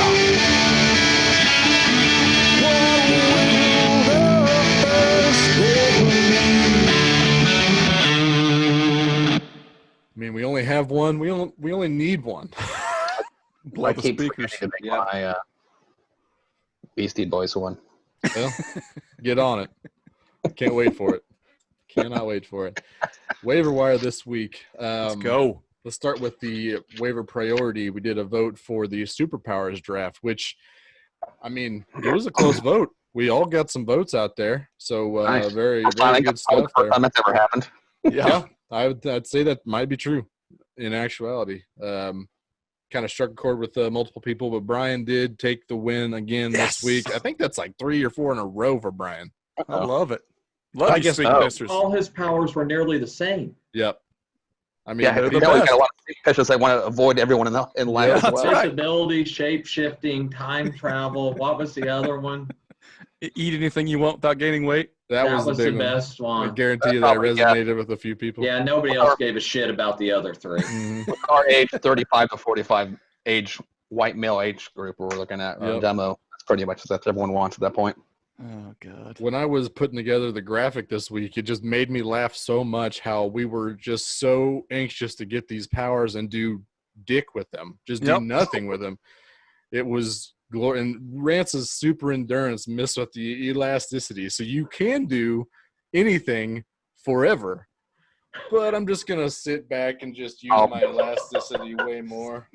It was Great move, I very, like it. very funny to me. But I always the enjoy. endurance was just there if I needed to go to it. Sure, I'm much, sure. yeah, you know. I You'd just rather have it and not need it than need it and not have it. exactly. Yep, Right. I hear you. It's like a life jacket. So it's always fun for me to go back and look at our picks and kind of review them as I'm making those graph. But last week was just so fun to watch because there's so many.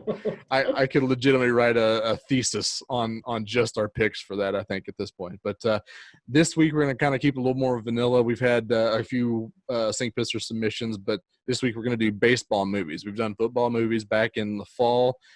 So I think it's time that we do some baseball movies. As long as baseball's still going, we don't need to go to that bank. But just in case we need to go to the baseball movies draft, we can. So Brian's going to go first. I got second. Rance got third. Kitty got fourth. Oh, come on, people. So that's yeah, it's their fault. It's totally their Par fault. for the course. St. Pittsburgh. Hate my opinions about everything. Well, God. Man, that's so rough. Brian, go ahead and kick us off with your number one baseball movie of all time. Oh, it's no one with a bullet, Josh, and it's Major League, the original one. Okay. I love it, and I think Lou Brown is one of my favorite characters in any movie of any genre. I think I particularly love it's kind of the low-key thing, but when they initially call him up and ask him to be the coach of the Indians, manager. I don't know, Charlie. I got a guy on the other line about some white walls. I'll have to get back to you. I mean, goddamn. He just So got many great gold the entire one-liners in that time. movie. God, so many great one-liners in that movie. And You may just run like Mays, but you hit like shit. listening to him just rip on Dorn too constantly. Yeah. When he brings out his contract, says it specifically says I don't have to do push-ups in my contract, and he takes his dick out and just pisses on his contract. I mean, we needed a Lou Brown spinoff. I think when he goes back to running the tire shop, I'd watch that for sure. This could be a TV series right there. Hell yes. And Euchre. Don't forget about old Yeah. Euchre. Harry Doyle. Good God, he's amazing. Old timer. It's even better that he is an actual baseball announcer. Yeah. It makes it so much. And I've listened to a few of his calls this last few weeks. I mean, it's just takes you back to the major league. It's just like it's weird hearing him call actual games. And we've seen so many sports movies through the year. Some of them aren't even sports movies, but they'll bring on like a Joe Buck or somebody to do, a cameo in it. and they're just so forced, and it's just awkward. I mean, he dove all into that character and nailed it. I fucking loved it. I mean, they saw that sizzle reel from Mr. Belvedere. They knew they had gold. How can you not? He's great. That's just undeniable at that point.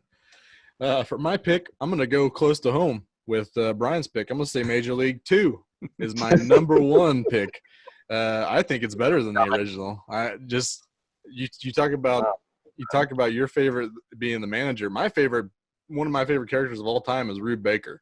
I think he is fantastic. Just one of the great one-liners of all time. He's the ultimate glue guy. So, I mean, what's not to love about Rube Baker? I love it. I got kicked in the nuts by a mule. Then my mama died. I didn't have to worry about my nuts no more. Just the problem with me for from Wesley Snipes to Omar Epps. Oh, that's such a step down. Disagree wholeheartedly. They just not a fan from me. Black Hammer. Black Hammer. Hey, Black Hammer. But what about Parkman? I mean, Parkman's great in that movie. Yep. It makes the women in Cleveland go nuts. He's still a dick.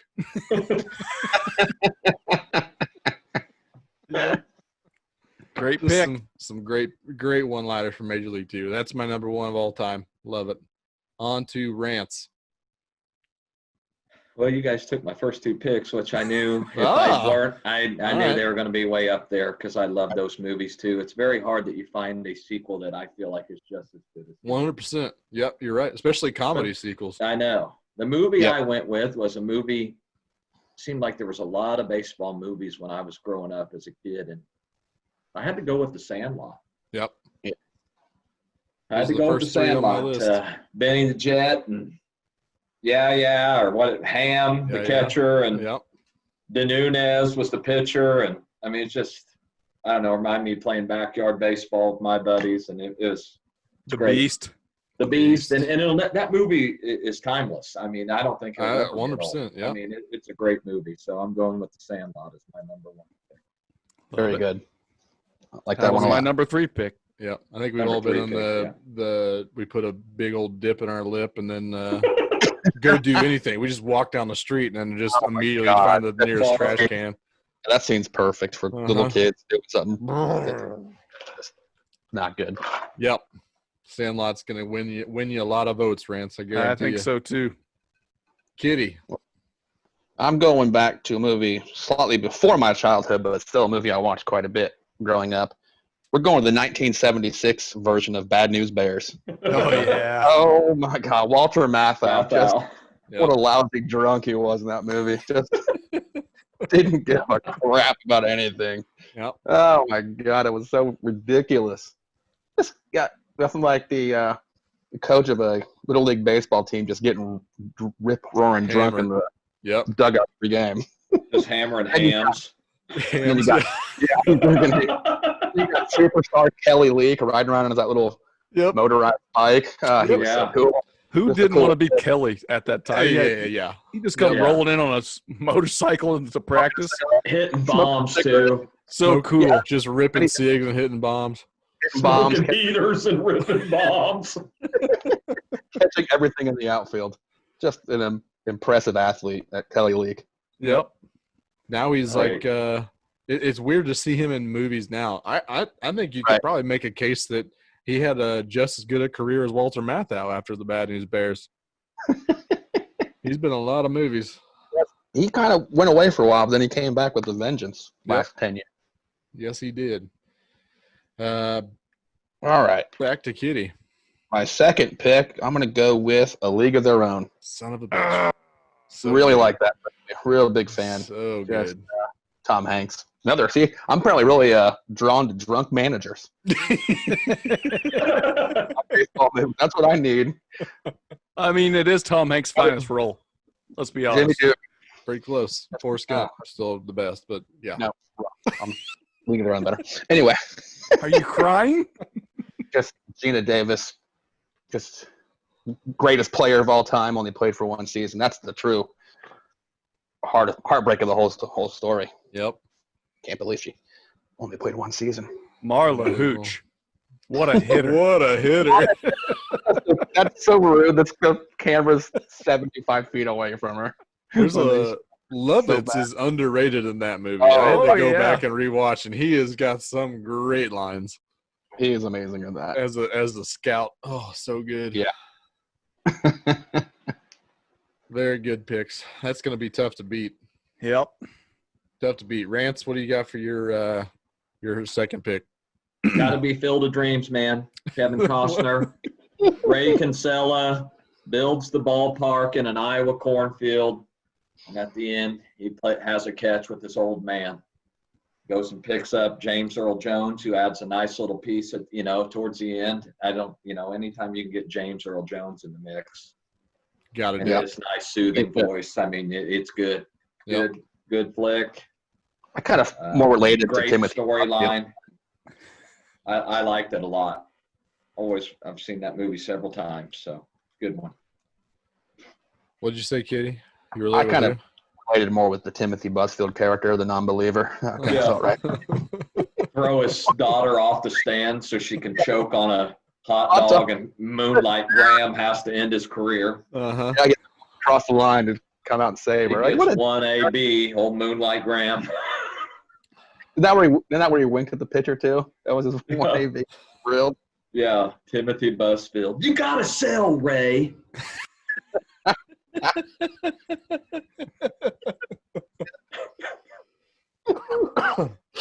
Yep. I mean, you went real sentimental there. So, but you're gonna pull on some sink pisser heartstrings this week. Yep. I think. Definitely. That's good. That's a good solid one too.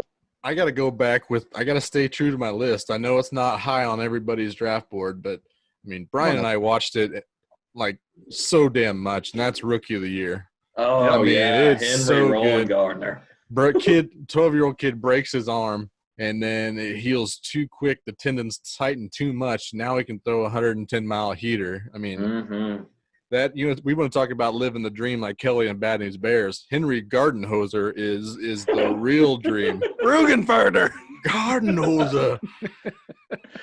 Well, Chet Stedman out there throwing gas. Gary Busey. You got Busey. You got Daniel Stern in a movie together in the 90s. I mean, that's Gold. That's us nostalgia. Packing right his there. mouth with sunflower seeds and bubble gum. Yeah, and just that's a good falling one. out. You That's heat a up real good the one. ice cubes. It's the best of both worlds. Oh my god. Daniel, that's so bad. Kitty, you've probably never seen it, have you? That one I actually saw that one in the theaters. I'll be damned. Oh, okay. Wow. Nice. Breaking. Take the brownie, you put it in your old vomit bag, you wake up in the morning, and voila, breakfast. Daniel Stern, I'm going to say it, Daniel Stern's best role, even though he had two really good Home Alone movies, best role as a Rookie of the Year. Have you seen Celtic Pride? I have. Yeah. Very Okay. good. It's And you good. pair him with Dan Aykroyd. I mean, it is a winner. Celtic Pride, certainly on the basketball movies list, which we might get to at some point. But Celtic Pride, very, very good. Rookie of the Year, I think. I mean, I'm in love with my draft already. Major League 2 and Rookie of the Year, I got to say. Understood. Brian. Listen, Josh. I mean, I looked at these lists today online about the best baseball movies, and Love when Brian I just got to say, gets super ranty. I got to go with my heart here because I'm going to pass up a lot of classics, and it's going to piss off a lot of the traditionalists. Say it. I'm going hardball. Look, Keanu Reeves coaching the Cucumbers. Yep. I mean, I'm talking about Big Papa. I've talking never about- seen that movie. what? It Yeah, can't neither. be very good. Oh, it's was on my- amazing. Keanu Haven't Reeves' seen- finest role. I'd say that's right, including John Wick's. But when He's I think been- about baseball movies, and I think about movies that I want to watch if it comes on a Sunday afternoon on TBS, if Hardball's on there, I'm watching it, okay? 100%. Yep. I'm watching G-Baby. Tugs at my heartstrings every time. No Yep. spoilers. Oh, yep. No spoilers. But G-Baby is one of my favorite characters in the movie. So, Mhm. Gee, baby. G baby. I mean, it's just a fun movie to watch. So I got to stick with my heart. Got to stick with my draft board. Hardball is going to be my next pick. You run that movie runs the emotional gamut way Oh, yeah. more than a lot of these other movies do. I mean, he's addicted to sports gambling too. Yep. So I mean, I brought that up in the past when we talked about what's the Adam Sandler movie where he's the Uncut Gems. Uncut Gems. Yeah. Yep. Yeah. Yeah, so that's what it reminded me of because Keanu Reeves loves to bet on sports and get into deep holes and get threatened to break his arm a lot in this movie. So, I mean, It's like if you put Uncut Gems and Mighty Ducks into one movie. yeah, I'd say that's right. Nice. Brian, third pick. Let's go. I got to stay with my draft board here. Let's go Sure. back to our childhood, Josh. Uh-huh. Whenever we weren't watching A League of Their Own, we were watching the Angels flap, Angels in the outfield. Yeah. Who's the boss is in it? I mean, they got Gordon that G. cast Levitt or is whatever packed, his name man. is. Danny That cast Glover. is packed. Yep. Christopher Lloyd, Matthew McConaughey. Oh, And man, I think that's we had it. He's in it? I have not He's the seen that center movie. fielder.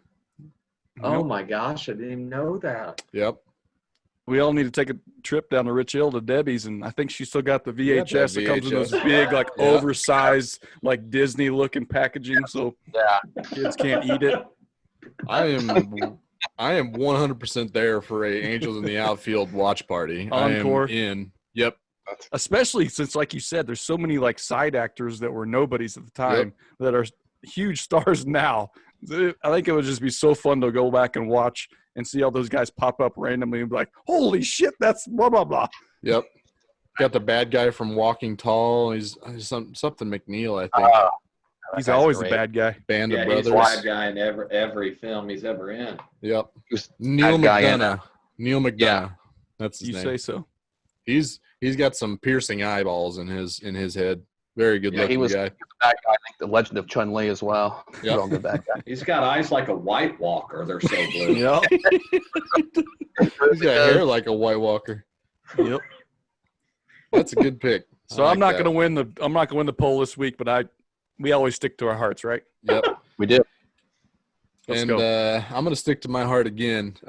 This one got good reviews, very good, kind of a historical movie, but I want to go with 61, the story of Roger Maris and Mickey Mantle. Billy Crystal did it, just the home run race in 1961. It's just very interesting to kind of get like the serious side of it, like the part that nobody sees is like how much stress they were going under, and how Mantle was just still this wild and crazy guy, and Maris is just literally losing his hair about everything. Yeah. So it was really interesting to kind of see the behind the scenes behind the home run record. And I mean, Barry Pepper and Thomas Jane both did a great job of acting in that as well. So I love 61 so much. I like that pick. That was That's a good one. It's not really a comedy like the rest of Not our a comedy. picks have been. No, we did not. We kind of crossed the threshold to non-comedy. Finally, I've got the comedy and the nostalgia, and now the credible pick. Rance, you're up. Okay, my third pick here is another movie I watched, I think, in theaters. I watched it quite a bit when I was a kid. That's a Little Big League. Uh-huh. That's Billy Haywood becomes the manager of the Minnesota Twins. Timothy Busfield also makes another appearance in that movie. He's the first baseman, Lou Collins, and takes Billy's mom out on a date, and he benches his ass. He's not having that. Yep. You know. Power Billy moves only. Yep. Billy pulls the right strings for the Twins. And, it's a lot of it's filmed in the old Metrodome there, Mm-hmm. Minnesota. So that's pretty cool. I always thought that was just a cool show because the uniforms were. I mean, it was like real major. I mean, they tried to make it look as close to Major League Baseball as they could. And One of the only baseball movies growing up where actual players were actually playing themselves in it. Like Wally Joyner was in it. Yeah, there was a few other pros in there. So I thought that was pretty cool back when I was a kid. So Was King Griffey Jr. like the big villain of that? I can't remember. It's been a long time. I think he was in it, just making some big catches or something in the game. I see. That was probably peak Griffey as far as exposure and stuff goes. Yeah, I think it come out like 94 or 5, somewhere in that time frame. That's a good pick. Kitty. Mm-hmm. All right, I'm going to go with the classic first, maybe second classic on the board. I'm taking The Natural. Mm-hmm. Roy Hobbs. I mean, good old Roy Hobbs, just the iconic scene at the end where he shatters the light with just a monster. I've only seen that scene. I have not That's seen all. the movie. Yeah, I've you- only seen the scene. Same. You're good. More or less, that's it. But There's a bunch of lead up to that. I mean, I'm sure, yeah. pretty good idea. You probably, The only thing I probably can hits a big home run at the end. I don't know. Maybe. Yeah. Maybe. Sure. I don't know. remember the guy running into the wall and he dies. That's the only thing I can remember about that movie. A guy ran headfirst into the wall on a deep fly ball and he dies on the field. You got some Wilford Brimley action in there too, so that's good. Oh. Always good. what happened to Yeah. no spoilers? That's not a Sorry. spoiler. It came out in 1984, for God's sake. We've got enough time. I've already seen it. What are you doing? All right. I'm just thankful that you brought a little bit of credibility to this draft. Yep. That's Yeah, on everybody else's list. There's still one out there that is on everybody's list and has not been taken yet. And I'm number really one with the curious. bullet. Yeah. I've got it. Pretty sure Okay. I've got it. You Do gonna it. go for it? Basketball. That must be it. You That has pissed to be a it. lot of people off right there. You did a lot of damage to your You credibility. built that up. Everyone's like, Uh-huh. okay, he's gonna finally do it. Well And done. Yeah, it's basketball. Basketball's a great baseball movie. Combines baseball and basketball into one sport. You're shooting for singles and doubles and home runs. It's just good times. You can't go Uh-huh. wrong with the old South Park guys. Steve Perry. Just so many good strikeouts. Uh-huh. What a great pick. Well done. Go outside the box with that one. Yep. Good stuff. Rants? Well, this is one that's kind of just, near and dear to me. I watched it when I was about freshman, sophomore in high school. Really liked it when old Freddie Prinze was in his prime I knew it. and Beal was on my- diving into that pool. My God, Uh-huh. summer Yeah. catch. And Summer Beal. catch. Matthew Lillard. I love yeah, me some Lillard Matthew was the Lillard. catcher. They play in the Cape Cod League. Freddie Prinze Jr. is a left-handed pitcher named Ryan Dunn, runs a Uh-huh. little lawn service. He crashes into a tree when Beal jumps in off the diving board. I mean, it's Brittany Murphy's in there. She's Brittany the Murphy is in townie. there. Yep. Little Fez from that show. Wasn't he in that All one? town. Oh yeah, Beverly D'Angelo's in there too. Yeah, It's she's the good. house mom or the host mom that tries to seduce all the Seduces. players. Yeah. Now Griffey does hit a bomb off him at the very end when he does make it to when he makes Oh. the majors. Because he made the show. league with the Phillies. Was that and I think when Griffey was on the Reds. or Reds? something Yeah, like yeah, that. yeah. I think you're right. Very There nice. you go. Finally got over that anger management problem. He just imploded. Yep. Good for him. Remind me a lot of Danny Duffy. Yeah. Okay. Just would Okay. blow up at any time, give up 5-6 runs in one inning. All right. Unnecessary shot. Seems like an unnecessary shot, Sorry, but uncalled for. You're right. that was Listening. Oh, it's only one person saying that, Danny. Only one. Danny. Yeah. We will gladly kick his ass right off this podcast if you would just come take his place. That'd be Say the I word. mean, that's reasonable. Well, I'm going to go with my pick. Taking it? I Googled a lot of like baseball movies in their list, and I didn't see this game on any of them, which is a damn shame. The Soul of the Game. We used to – Dad used was to an watch that, and that was one of the first movies I ever saw with boobs in it. What? So it's about baseball? It's the Negro Leagues. So Satchel Paige, Josh Gibson, Jackie Robinson, got some good actors in there from a lot of things we've probably seen. But I just remember it. I've only seen it through one time. Really good. I mean, it's not really super great to write home about, but it did have boobs in it. So I was I don't know however old I was. It was just near and dear to my heart. Because of the boobs? I mean, yeah. Satchel Paige, Jackie Robinson, and boobs. Boobs. It was a good story. I mean, I just remember seeing Satchel just throwing heat, Josh Gibson, him and those two jawing back and forth at each other, and I was hooked on baseball from there. And then boobs happened, so it was just kind of a It's just an added bonus. little added bone of cherry on top type of thing. All right. Don't take it, BK. Let's piss off everybody with this Yeah, this draft. I- Guys, yeah. who did it? We're not taking Bull Durham in this draft. We are not taking Bull Durham in this draft. Which is inexplicable because it is a really good movie. Yep, that's I fine. have not seen it start to finish. Okay. It was off my list of I haven't seen it, so it's gone. I cannot wait until you say it's like the bench warmers or something to really piss people off. That was on my list. It's on my list too. Well, I mean, it depends on how you respect this film, but I'm going with Mr. Baseball. Oh, there you go. Tom Selleck in his finest. He goes from playing on the Yankees to get traded to the Junichi Dragons in the Japanese league, and he's totally taken off guard, so he's getting accustomed to the culture over there. Mm-hmm.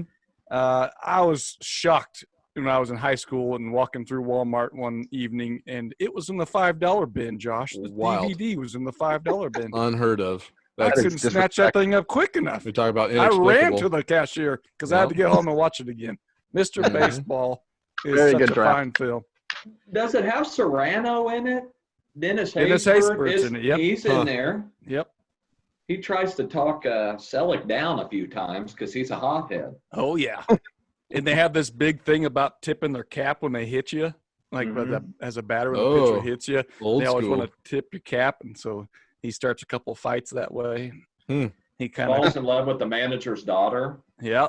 He goes from being like a Jack Parkman type to being a glue guy on the team at the end of the year, and they make a run. Act I like mean, you've been there before. That's right. I feel like we watched one. that at our grandparents. We watched that and then A Cowboy Way back to back with old Woody Harrelson and Jack Bauer. Yep. Kiefer Sutherland. Yeah, That's right. Sonny and Pepper. that was a great movie too. We might need to draft cowboy movies next. So we need to That movie revisit. is fantastic. But I need Rance's waiver watch next week to be hardball. He needs to watch hardball. Uh huh. You need to learn about G baby. Gets you right there, Cucumbers. man. Gets you right there. It's probably right at an hour and a half. It seems like one of those movies like they just went the direct minimum hour and a half, easy to Yep. watch. That's all they need. We going to the ship? What? We going to the ship? You What? can watch it with your daughter. It'd Yeah, be great. Heartwarming, huh? it is Mhm. heartwarming. Yep. Okay. So great job. We're probably not going to hear any kind of feedback from that draft at all. I don't think there's a single flaw in that list. Not one pick that we overlooked. I can't 12 think of any. 12 overlooked. just universal baseball love movies. Great job. We Let's did set it. the internet on fire. Yep. Take that, college football. No money ball either, which is surprising as well. Yeah. That's Moneyball, love of the game. Yep. I had the rookie Never seen down here. The rookie. Yeah. Have any of you guys seen The Fan with De Niro and Yep. Snipes? I wrote that movie down. You want to talk about a dark turn. I forgot about that movie completely, and I was looking through those lists. I was like, De Niro was a baseball player. So yeah, let's move on to the final shenanigan of the week. Let's see. I think we only got the one. What to watch on TV? It's got to be something I'd never seen. Waiver Watch. Waiver Watch. I'm going to go first. I have not let off this week, so I'm going to go first with my first pick, which is Umbrella Academy on Netflix. Basically, like if you took the X-Men storyline and the Watchmen and you put them together. Oh. It's a series. Just came out the second Oh, season. he I hadn't says. watched any of them. Brian, you like the X-Men. Shut up. Basically, he says, "Oh, you got these super orphans that are taken into custody by this billionaire who trains them to be superheroes, and then I don't like this guy. they do all their superheroing in their teenage years. They all go their separate ways eventually across time, and then they reunite over the billionaire's death, and they got to save the world. So, a lot of interesting time hopping, but some pretty solid storylines. Finished season 1 and starting on season 2. So I'd recommend going to watch Umbrella Academy. I don't care who knows it. And it's a movie. No, it's a TV show. 10 episodes, I think, maybe less. Ellen Page is in it. The rest of them, I don't think I really don't know them for much since then. Right. But I'd still highly recommend it. Go get it. Let's go with Kitty. Kitty, you haven't read off, I don't think, either. I haven't really watched anything new in a while. Again, sports are on. That's all I basically fill my time with now. But something I watched a few weeks back, I thought was hilarious. Pop star Never Stop Popping. Still watch that. I thought it was Never Stop, Never Stopping. Yeah. Yeah, I like that. Is that the Sandberg one? Yep. Sam, yeah, as the band, and then he goes on a solo career. But the song Mona Lisa Yeah. is no rated piece of shit. It's one of the best songs ever. It's just That it's a good song, even though it's just a bullshit song in a Uh-huh. parody movie. It's such a good song. That just go watch soundtrack that. is really good. I would highly recommend the soundtrack as well. The other great song on that soundtrack is Ibiza. It's basically just him learning that he knows how to say Ibiza, but now he sings the whole song with a lisp. Very good. There's another one about and then telling your parents to fuck off. Yep. Teachers. That's another really good song. Nice. It's a good movie. I watched it in the theaters and I really enjoyed it. I just haven't seen it again. Timberlake is in that quite a bit. Yeah. Michael Bolton. I mean, they got cameos galore in it. Seal, right? Seal's in there, yeah. With the Wolves. Yep. Yep. That's a good I very highly recommend that as well. Good pick. Let's go to Rants. Well, I've watched a lot of sports too, but the last few days, I started this limited series on Netflix called The Reckoning. It's about a detective who's investigating these murders in this town, trying to catch a serial killer that has been on a hiatus or a break for 5 years. Well, he's just killed again, and now he's trying to catch him. So there you go. It's pretty good. It's not bad at all. Finished it? I haven't yet, but I'm on the 4th episode. So is it scripted or is it a documentary? No, it's scripted. Okay. It's scripted. It's pretty good. I mean, I kind of get into that stuff, so I liked it. I think not a big name people in there or anything. So I think you've had a murder mystery as your pick for like 8 straight weeks. I love it. You have a very lots of murder. Lots of murder. Genre or real. Yeah. Stick to my guns. Lots of killing. If it's not sports, it's murders. Living vicariously through the murderers or the cops. I'm not sure which one yet. Josh, did you watch Fear City? I haven't yet. No. Okay. I watched the Bone Tomahawk. I watched the Bone Tomahawk trilogy. Something else I started on somebody's recommendation. I can't remember what it was, but yeah, Fear City is still on my list. I need to get it. Okay. I need to get it under my belt. I finished Unsolved Mysteries. I think is what I was doing. Good one. Finally Fear watched City's that. next on my list. Yep. Very good. Brian, speaking of your list, what are you adding to it this week? Okay, I'm going to go the complete opposite direction of all you guys. Okay. And I'm going to just slap this label on it already. It's must-watch, everyone. It's must-watch. Netflix has a show out there called Love on the Spectrum. Oh, yeah, we watched it. It's a 5-episode, pretty easy to knock out. A show that came out of Australia last fall. I think they showed it on ABC over there, and Netflix has it out now. Just good television to watch. Mm-hmm. Good, lighthearted, fun. They cover about 10 people that are all on the spectrum, and they're trying to get either in the dating game or they're showing 2 couples that are already been dating. And so it's not really a matchmaking type show. They do kind of set them up on dates, but it's mostly about they give them kind of a relationship coach on how to socially interact and go on dates. And it's just really uplifting. It kind of tugs at your heartstrings sometimes. But just the sweetest people on the earth. Yep. And you're not going to have the villain. So like C-Dot said, this last season, The Last Chance You wasn't great because there was no villain. This show doesn't have a villain either. It's the villain's the disease, really. But these people are, like I said, they're just the sweetest humans on the planet. So they're very interesting, and time flies by when you're watching this show. Yep.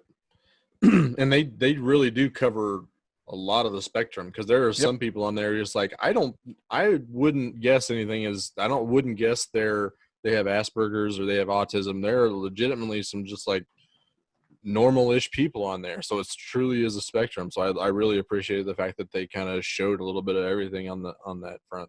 Oh yeah, totally. I'm with you on that. We want to say thank you to everybody who's listened to us so far, joining us, support us. We appreciate all you. Come join us on social media at Clearing Waivers on both Instagram and Twitter. We've got the Facebook group and the Facebook page that you can go like and interact with us on there as well. The big one I want to drive home is the fact that we have our YouTube premieres at noon on Wednesdays. So you might be joining us on YouTube, our YouTube channel. Just go to YouTube and search Clearing Waivers. You should be able to find us pretty easily, but we do always premiere our episodes at noon on Wednesdays. We're going to do that from now on. But usually we're in there potentially like maybe chatting it up with you guys, kind of seeing why Bull Durham was overlooked, and we can probably justify our picks a little bit better in person and live person right there. But yeah, if you like seeing the video portion, we do that live premieres on noon on the YouTube channel. They will be on demand after that. So, but yeah, just come check us out there. But otherwise, for Brian, Kitty, and Rance and myself, we appreciate it once again. Ta-ta for now.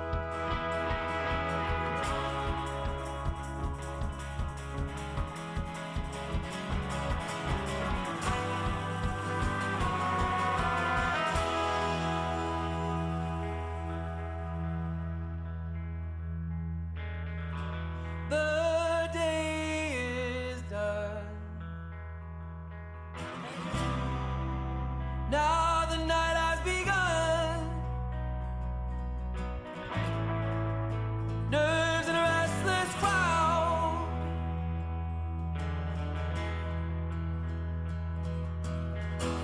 The burning sun.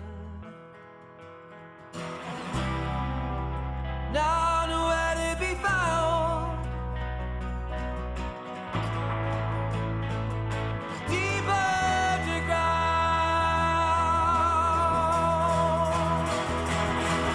'Cause I have faith that nobody else can protect you, no. A page is burning, we'll all be dead under virgin snow. I have faith that nobody else can protect you, no. A page is burning, we'll all be dead under virgin snow. So hold your body close to the flames.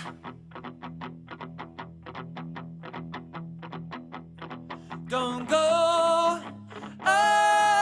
so haughty, walking away.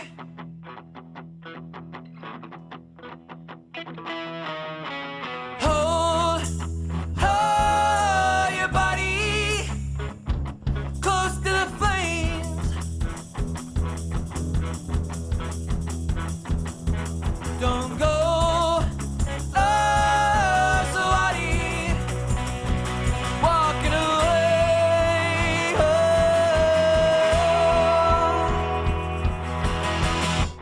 A loaded gun.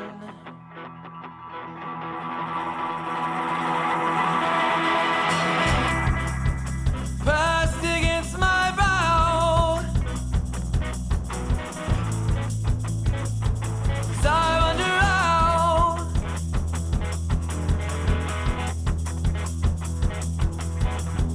All this undone. Holding fast to a vow. Side out loud. 'Cause I have faith that nobody else can protect you, no. A page is burning, we'll all be dead under virgin snow. I have faith that nobody else can protect you, no. A page is burning, we'll all be dead under virgin snow. So hold your body close to the flames.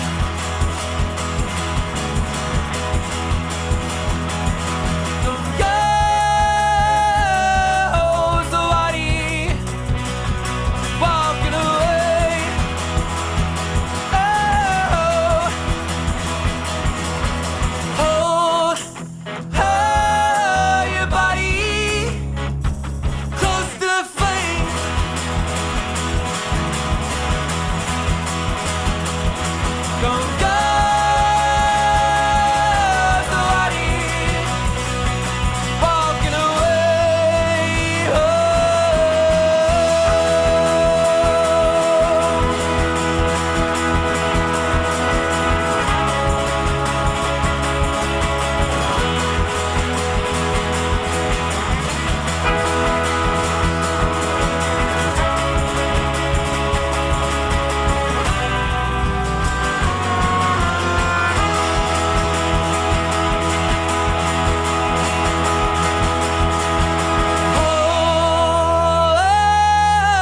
your body.